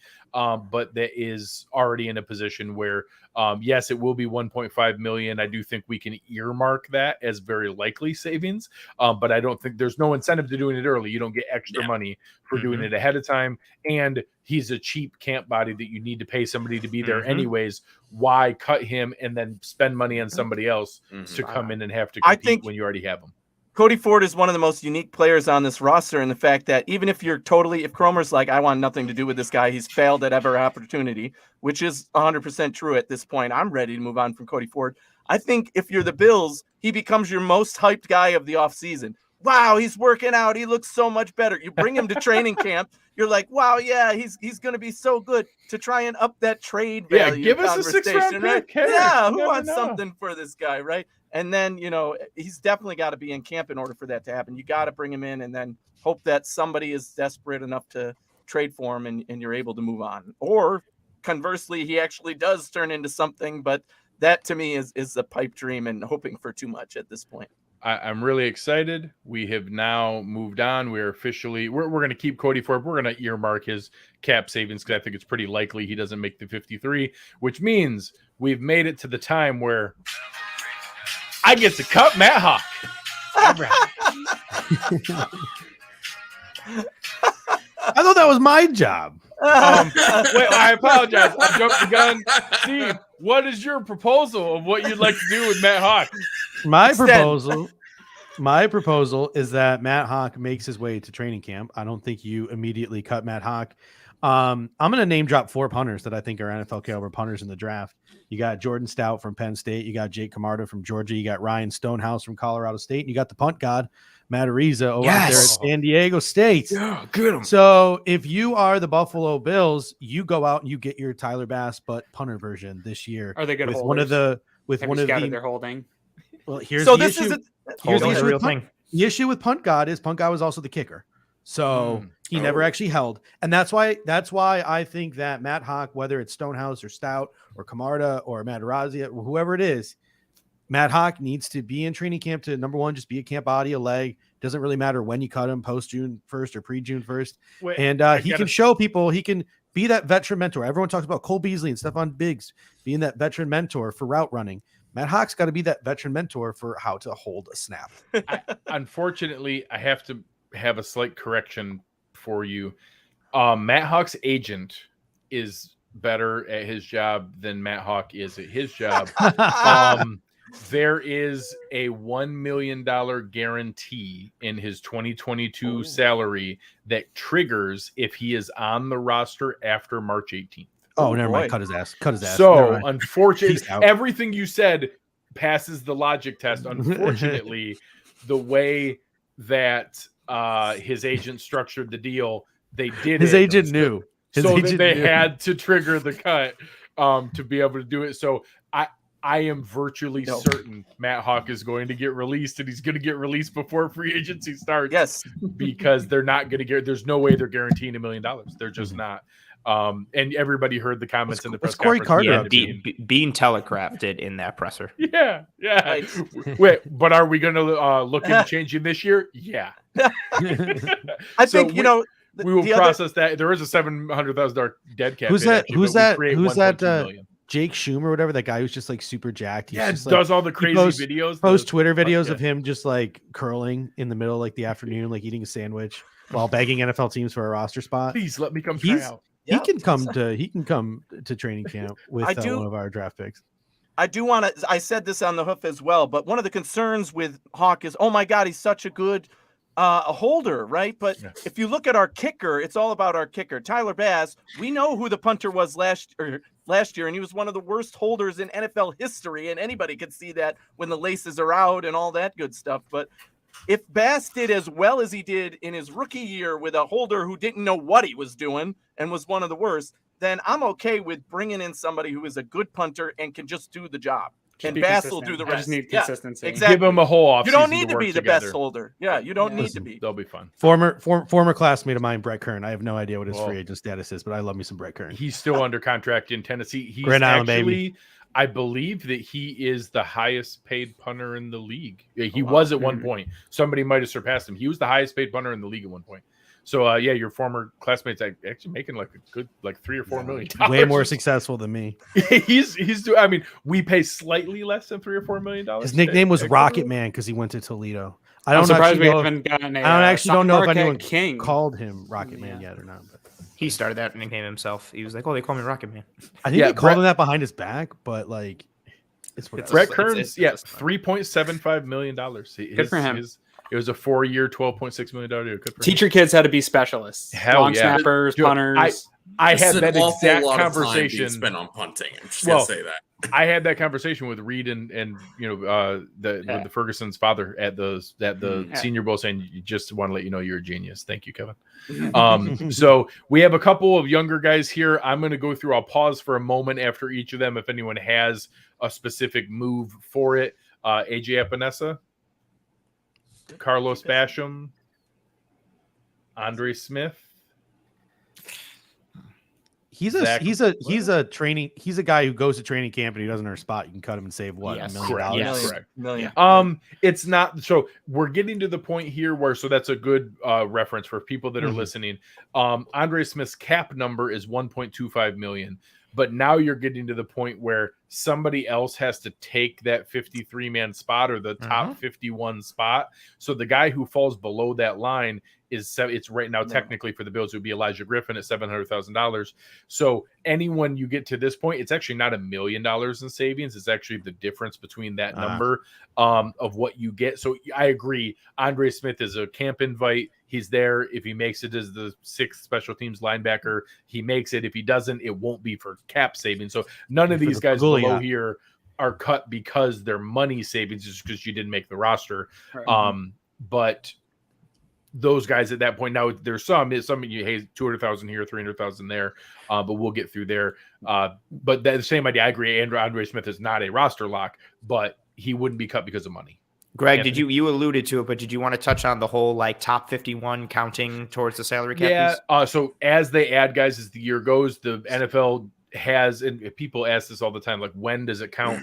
The time that the salary cap counts, the reason you can see teams over it is you have to be down to the salary cap to start the season and to conduct business during the season. So one example, the Giants under David Gettleman's brilliant leadership literally could not add their 53rd man in week 17 or week 18 for their 17th game because they ran out of cap space. They didn't even have the 1 week prorated amount to call up a guy from the practice squad. They did not have enough money to have it. So they had a 52-man roster on week 18 because they didn't have enough money. So the cap is real. Like that was the closest we get to like literally they played shorthanded because they didn't. I mean, 52 versus 53 is relative. But that during the season, the cap is a hard cap. You cannot go over for any reason. During the offseason, you see the Saints are $80 million over the cap hit. They don't technically have to be under until the 53 man cut down. And they use, because everybody has 90 guys on the roster, how could you keep track of that?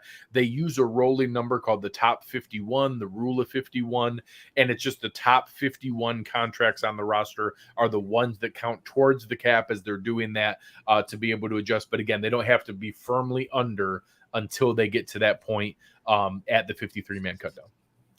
A couple more names we'll go through that again, I don't think we're going to have any contract structure here. Zach Moss, Spencer Brown, Gabriel Davis, Reed Ferguson. We'll cut Jaquan Johnson just for extend spite. him. Tommy Sweeney, Tyler Bass, Cam Lewis technically counts in this range. Tommy Doyle, Reggie Gilliam, Dane Jackson, Joe Giles Harris, Brandon Bryant. Eli Ankow was brought back as a futures That's deal. a good signing. He played well. He's one of the guys that gives me some solace that, hey, if Star retires, your fourth D tackle, fifth D tackle being Eli Ankow is probably functional. That was huge. I'll finish the list here. Marcus Stevenson, DeMar Hamlin, Tanner Gentry, Mike Love, Nick McLeod, Tim Harris. I know this team as well as any human that lives. I don't know who Jacob Capra is. I don't know who that human is. I know he's an offensive lineman. Okay, hey, that's a step ahead of me. I knew that because that was Jacob part of my Capra. homework assignment. Nice, good work. Good work. Isaiah Hodgins, Quentin Morris, Josh Thomas, Elijah Griffin, Christian Wade. Those are the current guys under a futures contract. None of them affect the cap. We still got C money. Makes no difference. Yeah. I thought we didn't sign him to a future. So- I didn't realize Christian Wade was still on the roster. Absolutely, he was counts still towards on the international this year. That's why he was in there. Ah, They wow. extended RB1. the international. Due I to need the- to add him to it my wasn't active. spreadsheet. But that is So- RB1. That brings us to our pending free agents. We are at the point now where we have $26.2 million in cap space. And again, we did not leverage several of the options that were out there. There are pieces with base salary restructures for Trey White, Deion Dawkins, Matt Milano that you could leverage, extension for Jordan Poyer, for Mitch Morris, for players like that you could also do to create additional cap space. There's honestly probably 20 million more they could do to get that up to 45 or 50 million if they wanted to, if the situation presented itself. But I actually think the 26.2 million, we were pretty conservative in the way that we went through here to create that number. I'm not going to do every single player because we're almost at the 2 hour mark already, but there are some key players here I know you guys did the work on that we want to make sure we talk through. So I will start at the most critical free agent. What are we doing with Bobby Hart? Saw that coming a mile away. I knew it. So I knew Too you'd tired lead for your with it. jokes. Hey, so we'll start with a couple that are very legitimate. Let's start with Levi Wallace. Steve, what was your setup for Levi Wallace?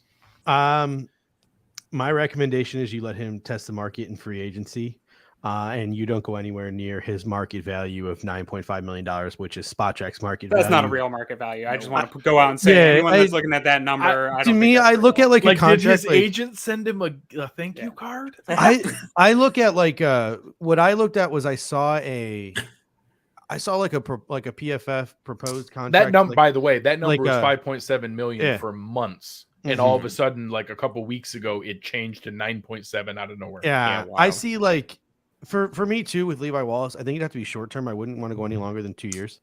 And I saw like a projected contract from PFF for like a Steven Nelson at like 2 years 14 or 2 years $15 million, or it's like a 7.5 year average.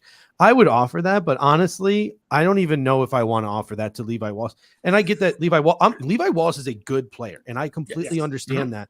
But and I'm not saying I don't like Levi Wallace. This is not what I'm saying here. But you're paying Micah Hyde $10 million. You're paying Jordan Poyer $10 million. You're paying Trey White $16 million. You're paying Teron Johnson $4.5 million. Can you really afford to pay CB2 $7.5 million? I mean, at some point, you're just gonna have to bite the bullet and use a first-round draft pick on a corner and slot him over there for $4 million, because that's kind of where you're at, I think, in terms of the way you're spending money in your secondary. I don't know if you can, even if he takes a below market value deal, I don't even know if you can really afford Levi for anything more than $6 million a year. I don't know. I think what SpotTrack had it at That's where I was before. I had it 25. as like 2 years, 12 million until they went up. And if to it's that not going to be level. Levi and he's going to get some crazy on the market, then I'm going for Dante Jackson at that. Also Yeah, at like see, 6 that's- million ish.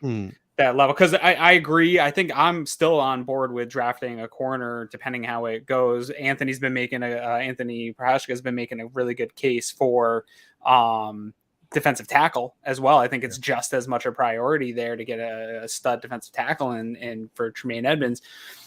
No matter what they do at corner, I want a veteran guy there this first season, even if you're paying him to be the backup cornerback too, and the rookie wins the job. And I want that unfortunately, veteran. you're man. fighting the calendar too. If like is it the NHL that the draft is before free agency? Correct. Is that the one? Oh, I don't know anything about NHL. I think someone on Twitter told me that. This is literally the only reason I know that. It's usually in June, and then free agency If you starts flip July it, 1st. if the NFL was flipped, which some people have proposed, the NFLPA would actually benefit from, and you could do the draft before free agency, and we knew that the best guy that dropped to pick 25 was a corner, and that's awesome, and we picked the corner, and then you go in, and then all of a sudden it's like, oh, well, maybe let's spend $6 million on a defensive tackle because we didn't get him. But if it's Jordan Davis, or if it's whatever good player we end up picking, and it's Jamison Williams or whatever, it's the guy, hey, we got this great value at 25 that we really love. You then have to go the other way. Unfortunately, it doesn't go that direction. There's no chance that they're going into the draft without a player at CB2. Especially with Trey White's injury possibly lingering. I've actually heard, I think the baseline is that, hey, we hope Trey White plays in November. Like, I don't know that there's much chance he doesn't start on the PUP from the normal cycle. Now, maybe that's only the 6 games, but I don't think there's much chance that a very high likelihood at all. You're not going to the draft with just Dane Jackson. Yeah, the Dane Jackson's the only healthy player. So I agree, Steve, that I think that is the debate happening in the front office is, can we really afford to have all 5 starting secondary members on a second contract and none on a rookie contract, because that's not how you would design it. But I also don't think that they just roll the dice, because then it gets to, well, what if what if 6 corners go in the first 24 picks, and now all of a sudden you're sitting there like, well, we're not going to take CB7 at 25 when there's X sitting there. So they're going to sign someone of a starting caliber. And now, is it the Josh Norman? Is it that end of the spectrum? We've seen the Kevin Johnsons of the past. Is it a Dante Jackson? Is it a, what if James Bradbury gets released and he's out there? That would cost you closer to 10-ish to be able to get him, or maybe 8, or trade for him before it happens. But I agree. I think that's the debate happening in the locker room. We will earmark $6 million of the cap space for a cornerback. We'll see what that ends up as, who that is, or where it is. But I agree completely that debate is happening, in that, hey, we need to be in a position, and that might be the reason it's a 1-year deal, that they go after one day and say, hey, because then if we hit on our guy and we get our first round pick in the first round, that's great. Now we have great depth. We're in really good shape. We can bring the guy along slowly, and we don't need to do anything in the future to be able to go there. And you can, other things can open up from a trade standpoint. Another interesting one, Mr. Romeo, what are your thoughts on Isaiah McKenzie? Isaiah McKenzie, to me, is one of those guys, again, when you're looking at the wide receivers, you think, what can he bring to this team? What is his value? How much does Josh Allen have to play here? Again, when you're talking about receivers, obviously, but for me, I think the realistic expectation here is that Isaiah McKenzie moves on. I think that the Bills cannot afford to give him a wide receiver 3 contract, whatever that may be, 5-6 million a year or something. I just don't think his value is anywhere near that. And at this point, I think he's shown the way the NFL has gone, that his skill set is valuable, right? We're not going to get him for the 1.2 million in candy that he joked about last offseason, right? It's now it's going to be legitimate offers coming his way saying, okay, we've seen what these teams with really fast receivers can do with them.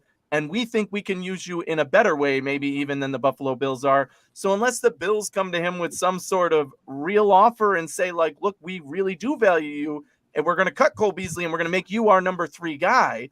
But right now, me being the GM or the assistant in the room, I have to say that I don't think that's the right deal to make at this point. What I would do is invest a little bit of that money in another wide receiver. Maybe that's Emmanuel Sanders again. Maybe that's some other veteran that's out there right around the $3 to $5 million range, whatever it may be. Maybe incentive it up to, 7 or 8 if you have to. And then you draft. You make wide receiver one of those positions that you say, we need to draft another guy that fits this mold. We need speed. We need somebody who can possibly play the slot if Beasley is gone, or if, whoever we have in the slot needs somebody to back them up.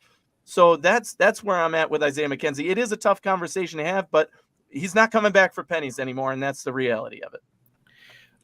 I'm really torn on Isaiah McKenzie because I really struggle to peg what his market value is. I don't, Steve joked earlier about Braxton Berrios. I feel I like the idea of drafting the fast slot return guy of the future, but again, that happens later. We know their feelings on McKenzie as a full-time returner, and the fact that we saw Micah Hyde back there throughout the freaking playoffs.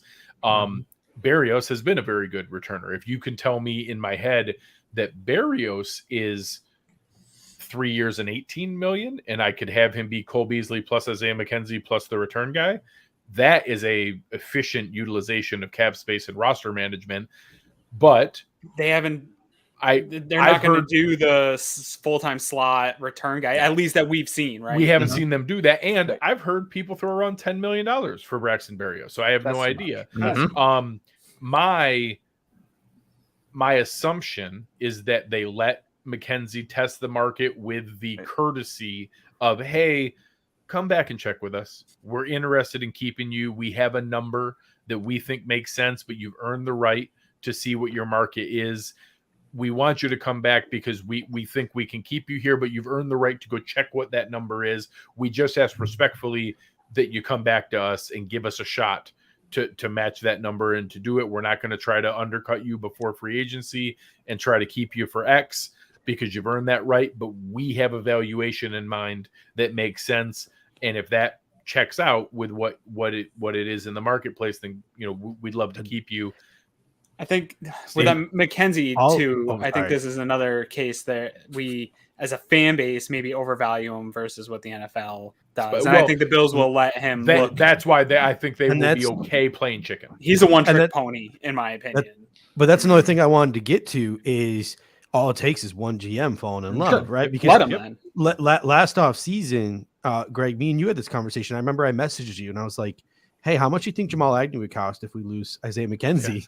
And you're like, probably the same as Isaiah McKenzie. But then Jamal Agnew got 3 years, $21 million from the Jacksonville Jaguars. Like we just joked about with Barry. Yeah, but the Jaguars are not a good. I get what you're saying. That still, somebody, the Texans, the Houston Texans could sign him for that. You can find speed. Right. And that, to my opinion, Isaiah McKenzie's a one-trick pony. It's all speed. His routes are not pretty. What he did against the New England Patriots was Bill Belichick's refusal to not take Miles Bryant off him in man coverage. And then all Bills fans thought, well, we can get that production every single week. Every week. Yeah, and I just don't think he's that guy. I'll give an example of a more realistic free agent target is Deontay Harris coming out of New Orleans. Deontay Harris he's 24. He's been their primary kick and punt return guy for the last several seasons, but also had 36 catches for 570 yards. So he's also an elite. He actually led the NFL and was an all-pro returner in one season. That's the kind of guy that I think they would go after to be able to see what the market is, how do the Saints aren't in a position where they can throw out tenders and things like that for players, and they certainly can't match anything. It's going to be interesting how they approach it, where it comes from. I will say I don't think Isaiah McKenzie is re-signing before free agency. I don't think that they're going to find a deal that he stays in-house. I think it would be he's one of those guys that would come back on day 6 of free agency because, hey, we poked around. We wanted to see if anybody wanted to get crazy and give us Jamal Agnew 3 years, $21 million. Because if Isaiah McKenzie he might gets be 3 years, $21 million, God bless him. Go get that candy. Yeah. He might want the opportunity. He has not really still been able to crack through with even after that Patriots game to get a true opportunity. So he might be looking for another home. Mm-hmm. Oh yeah, for sure. And now if there is a chance to bring him back, I do think they value him to be able to come back and to put him into that position and to find a number that they can keep him in. But obviously, it's tough when he's made the mistakes he has and put the ball at jeopardy the way that. And there's and granted the draft is a crapshoot and there's no guarantees for what you're going to be able to get anyway. But this is a very, very deep wide receiver draft. Like there's quality going into the back half of day 3. And Belichick has shown a history of doing this, by the way. Oh, that's guys that roast him and then all of a sudden in Miami, Isaiah lives in Miami. Mike McDaniel might need his next Debo. Yeah. You never know.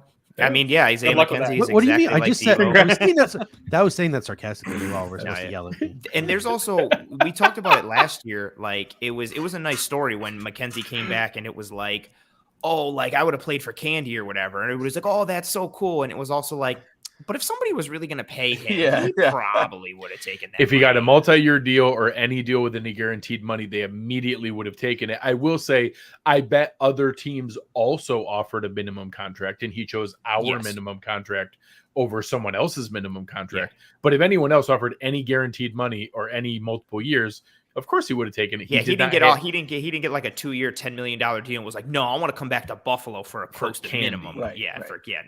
No. So a couple last ones here before we close it out. Harrison Phillips. David, what was your proposal for Harrison Phillips? I feel like this is a fairly easy extension to give out, especially given his market value is around $6 million. I think this is He's really come on this past year. I think you draft good players and you keep good players. Yeah, this is the process. Yeah, he's the process. Yes. Does anyone feel differently on extending? We'll talk about the money here in a second. Does anyone feel differently on extending and keeping Harrison Phillips? No, especially given the depth of defensive tackle. He could be a starter. I think he's priority number one. Yeah. I actually think the debate that Levi Wallace is better than Dane Jackson, but Dane Jackson is better than the alternative to Harrison Phillips. Whereas Dane Jackson is like, hey, we don't want that to be the starter, but I guess we saw that it's functional. You could have the discussion at least.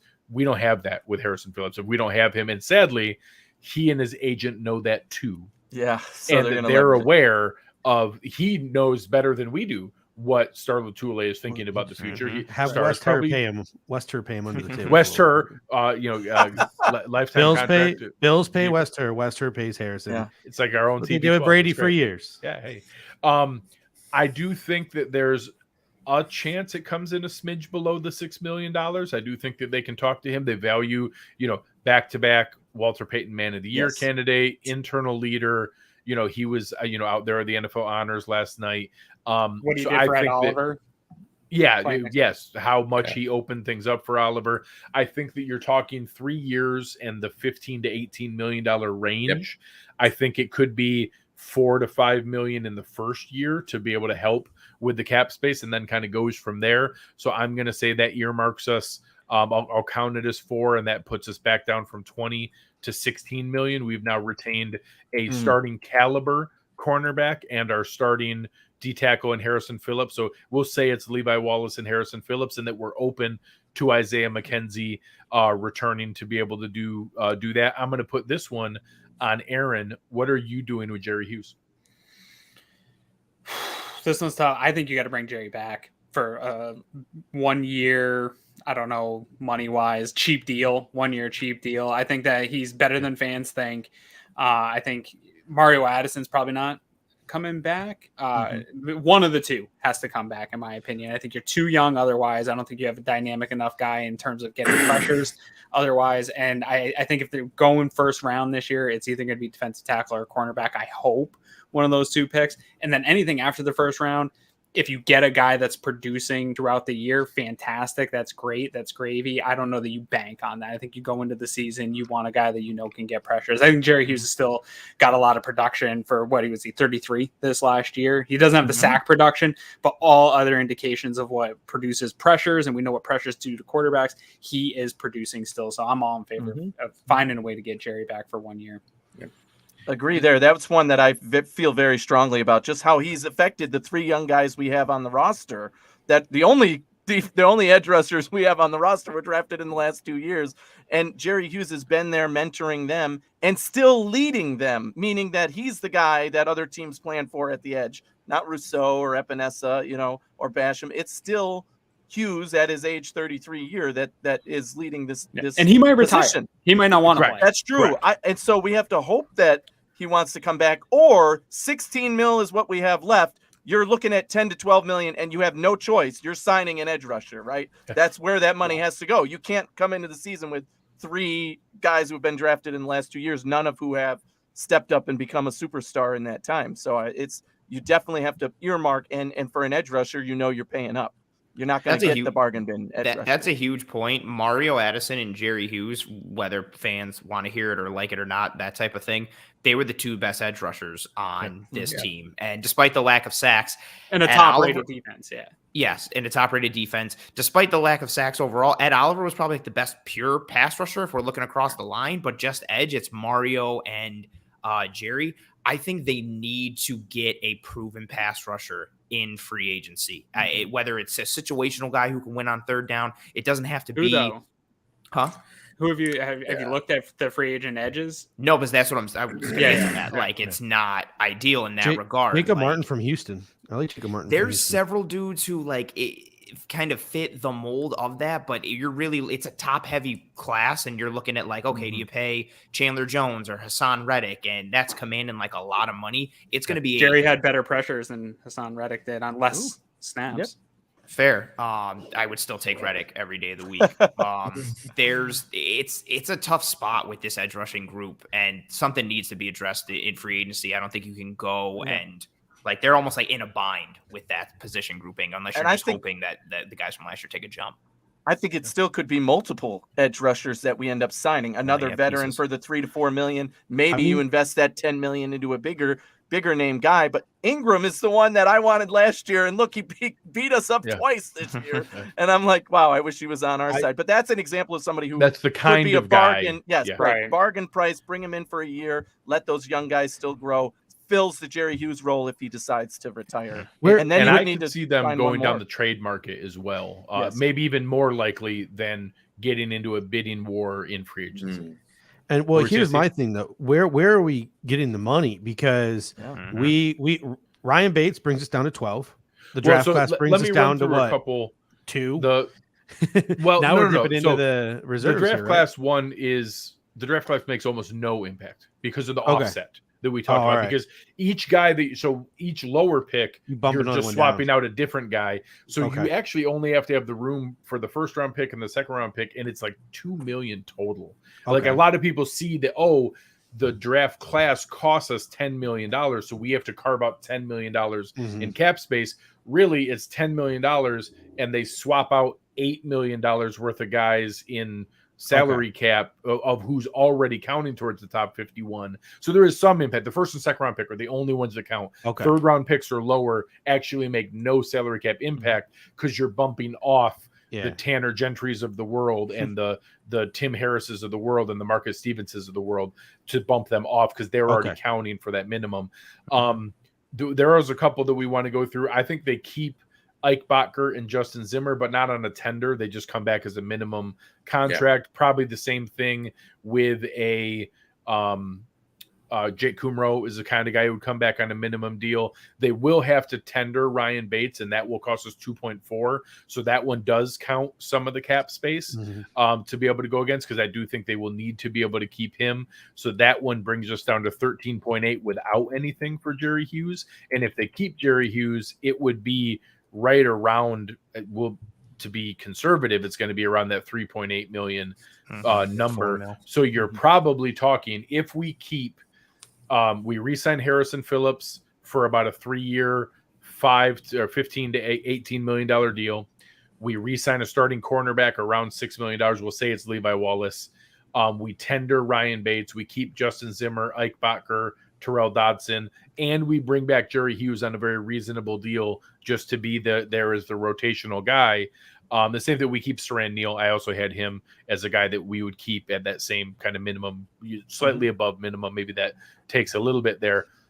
We're probably walking in with $10 million in cap space. That's probably, now we talked earlier, the coupons that we left that we can create 20 million more if we need. So if you have the Vikings get crazy and decide to rip it down, and the new GM says, hey, we're kind of restructuring things here, and Daniil Hunter is not part of our plan. What do you guys think? That's when you go to Trey White, you go to Deion Dawkins, you go to Matt Milano, have him look at. Yeah, correct. And you deal with pride that comes from that. My question is to you though. I don't know. Was Joe Shane just talking out of his backside when he said in that press conference, like, "Oh, I was just starting work on the free agents because we're gonna have some money to." He could have, a comment like that doesn't read to me. We have $10 million to spend. Does he mean $10 million plus maybe possibly $15 million in fun coupons if we want it? So that's $25 million. Correct. So would that be where Joe Shane was going with that comment? He was probably doing the homework if they had, if there was opportunities to cash in those tickets. That's how I get. Okay. Yeah. Well, you also talk about the fact we did pay cuts for Daryl Williams and Cole Beasley.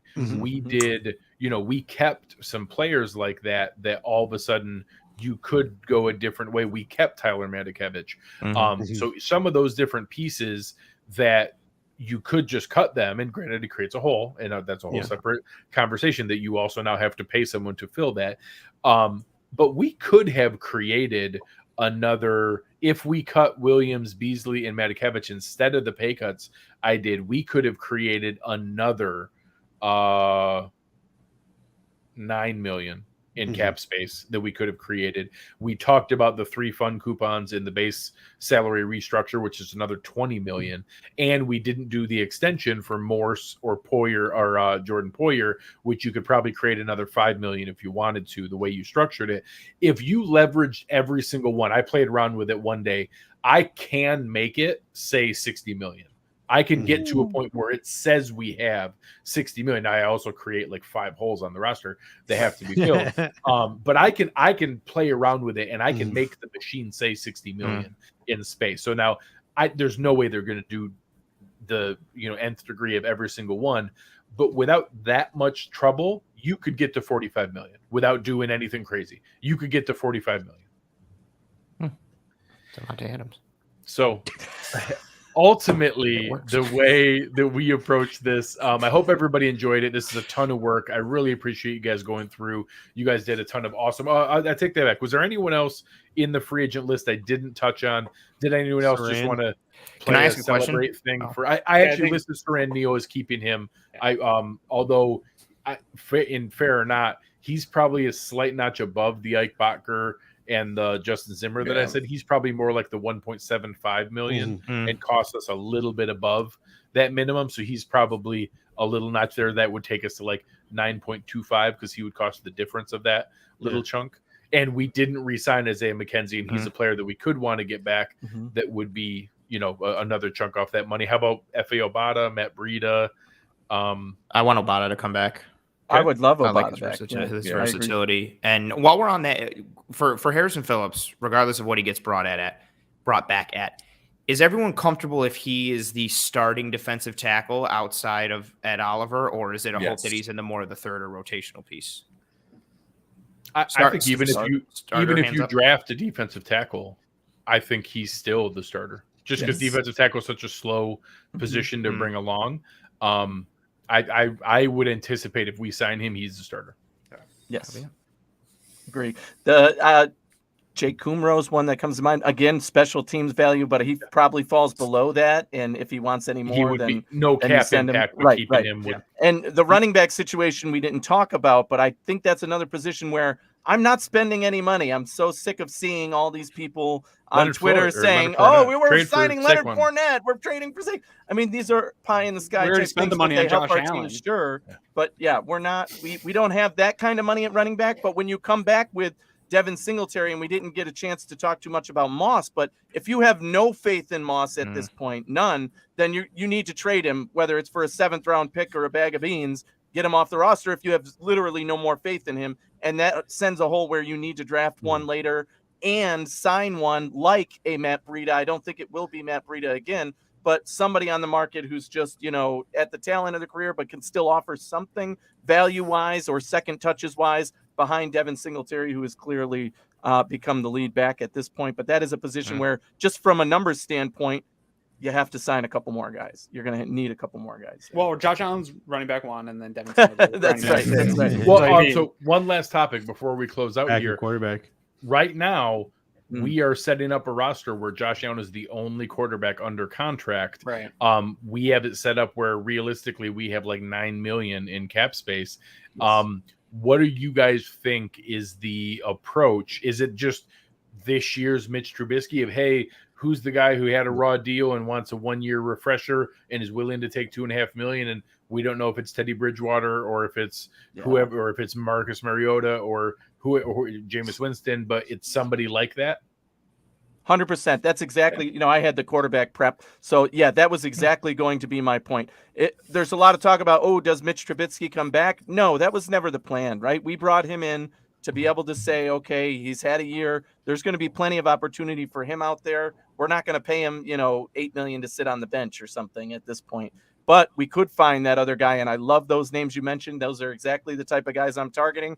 Wait till the, tail end of free agency and just say, hey, we need somebody to be our QB2. Look what happened to the last guy who came here and did it. Mitch Trubisky is now getting a chance to start with whatever X team ends up signing him. And I think that becomes the attractive formula moving forward for the Buffalo I do Bills. think it's harder to do than the Bills made it look a year ago. To get a guy that's a former starter with playoff games and stuff like that. I'm looking at guys like Jacoby Brissett's. Even if Ryan Fitzpatrick wants to continue to play, a guy like that on a 1-year deal, just something to spot Colt McCoy. I was going to say even Joe Flacco. I know Flacco had his issues in New York. I thought about it. No.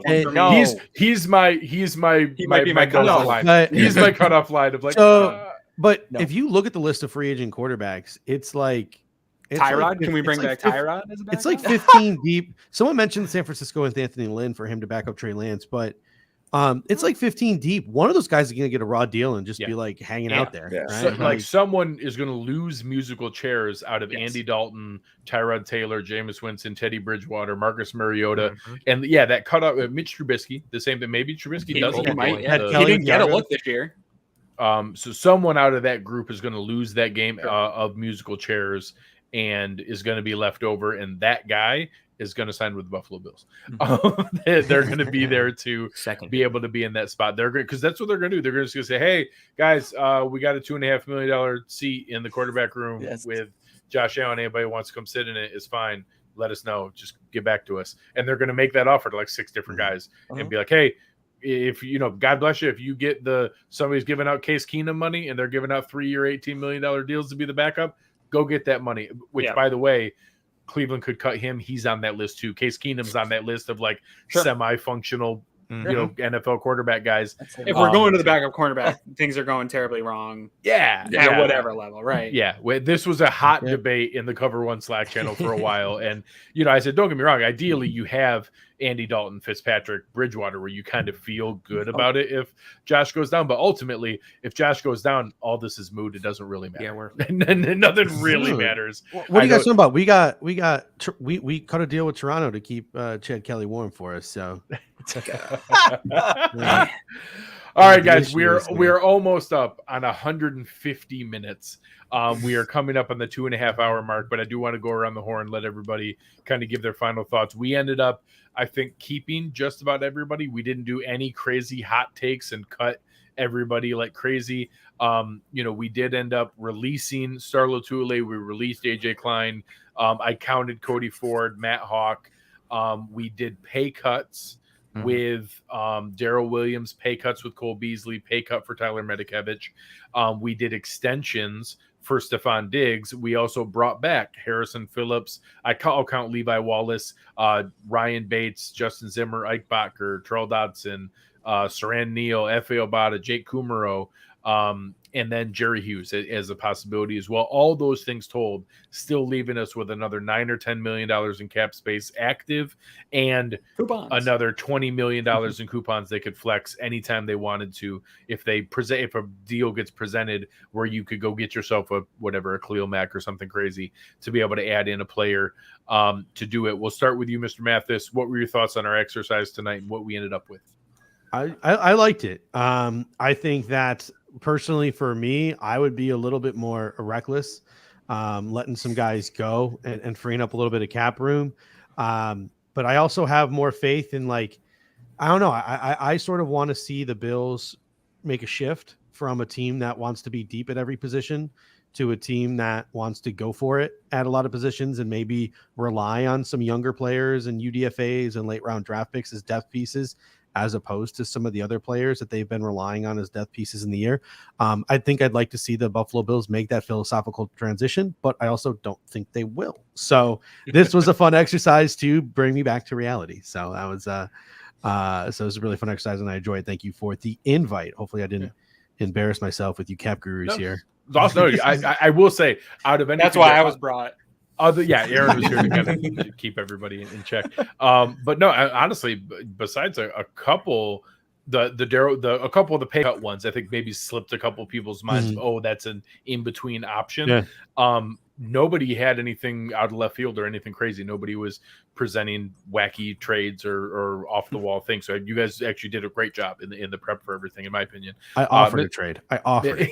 It was a very soft offer. Well, hey, you got to present it. Honestly, and like I said, I think those conversations are happening. So, Mr. Fox, how about you? It's like a half hour after the time I would be in bed reading a book, and I've needed to pee for like an hour now. So, wrap it up, folks. Mr. Romeo. So let me give a dissertation after that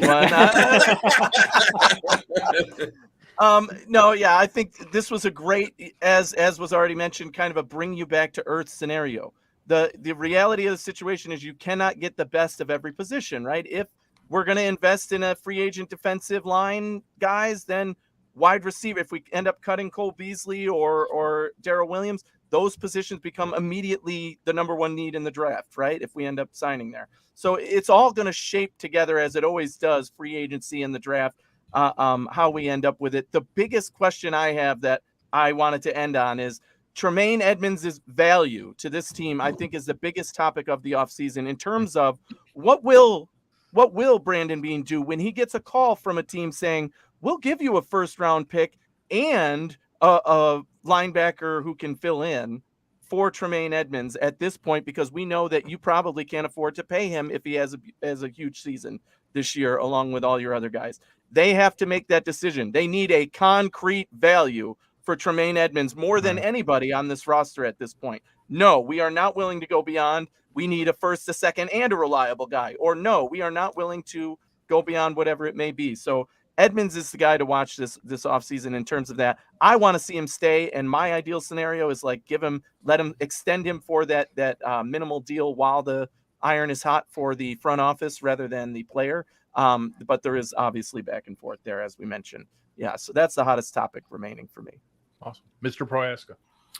No, just shout out to everybody for the effort that everybody put in and how well this conversation went. I think, to Steve's point, I think a lot of this was rooted in realism and not just like, oh, well, what if this and we do this and all that. Like, and even Steve's trade proposal, I don't think it was like crazy out of left field. Like, oh, that's never going to happen. Why would we even suggest? No, I thought everything tonight was rooted in realism. You saw the work and the effort that everybody put in and how it came across. And I think it's also indicative of how this offseason is going to go. It may not be huge, splashy, sexy signings, but there's going to be a lot of activity from this Bills team this offseason as they start to, rally the troops a bit and see what they can do to get over the hump. And also, as always, just whatever you think is going to happen in the draft, it means nothing really until free agency happens. Exactly. Because that changes everyone's boards. If you're looking at mock drafts now, it's cool for every team until they go to free agency and then everybody's picks change. So if you're thinking, well, there's no way Timmy's going to drop to 25. Remember all of our first round linebacker mocks last year because there was no way we could afford Matt Milano. There you go. Like we were all wanted sitting there. Bolton Everybody was so like, well, bad. what about Zaven Collins? What about Nick Bolton? What about like this? And yep, changes in a heartbeat. But yeah, great show and cheers to everyone. Aaron. Yeah, thank you for having me on, even though I didn't have to do any homework or anything. No, it was a good show. Good to sort of wrap our heads around what's going on here. I do think free agency gets overlooked in the hype for draft and all the idea of getting new toys and bringing new toys in, and people kind of just pass over free agency, even though it happens first. And to Anthony's point, it changes everything. And we know Brandon Beane is going to do what he can to rework this roster to fill all the holes possible to go into the draft to stick to his board. So that's good. And then I realized how frustrated I'm going to be. I'm kind of hoping Jerry Hughes just retires because I'm just going to be super frustrated arguing with people about how actually productive of a player he is at his age. All off season long if he doesn't just retire for me. So I think that's what I'm pulling for now is a Jerry Hughes retirement. So in my final thoughts are, I just want to say thank you. You guys did an awesome job. This is one of my favorite shows, if not my favorite show to do all year long. It's also a great baseline for us. This is not evergreen because it's only until we get into March, but for a couple weeks now, this is a baseline for us to say, hey, if people start throwing out crazy numbers, like, hey, go watch the show. We actually did a lot of the work. Here's the range. We can tell everybody, at a minimum, we can walk in with $10 million and we can get it up to the $45 or $50 million range, but that's where the range is. And there's a lot of holes you have to create to get it up to the top end of that. So it really gives everyone kind of some pillars to be able to do, because now what you're going to take from this, everybody who's watched this show tonight, you guys were awesome. The chat was great. We had hundreds of people with us for a long ass show through this entire stretch here. You guys were awesome. What this does now is we're all going to be able to go back and do our own shows with our free agent wish lists and our crazy trade guys that we want to fill in, that we now can use that $20 to $30 million range of, hey, if we want to cash in some of those coupons, what if we went and did this guy? What if we went after that range? What if, this guy does become available? What if, and we'll talk about that. What if there is a fire sale in New Orleans and all of a sudden Cam Jordan actually is available? What would it take to go do that? And all those kind of different things that come up from that to be able to pull this off is because of the work we did here tonight. Everybody did their homework. This is what we pride ourselves on. This is why you guys come listen to Cover One, is we want to be informed. We want to take the complicated parts of football and simplify them for all of our fans and everyone that's there. So we appreciate it so much to be able to do this. On behalf of Steve Mathis, David Fox, Anthony Romeo, Anthony Prohaska, Aaron Quinn, I am Greg Tompsett. You've been listening to Cover One Buffalo, and we are out.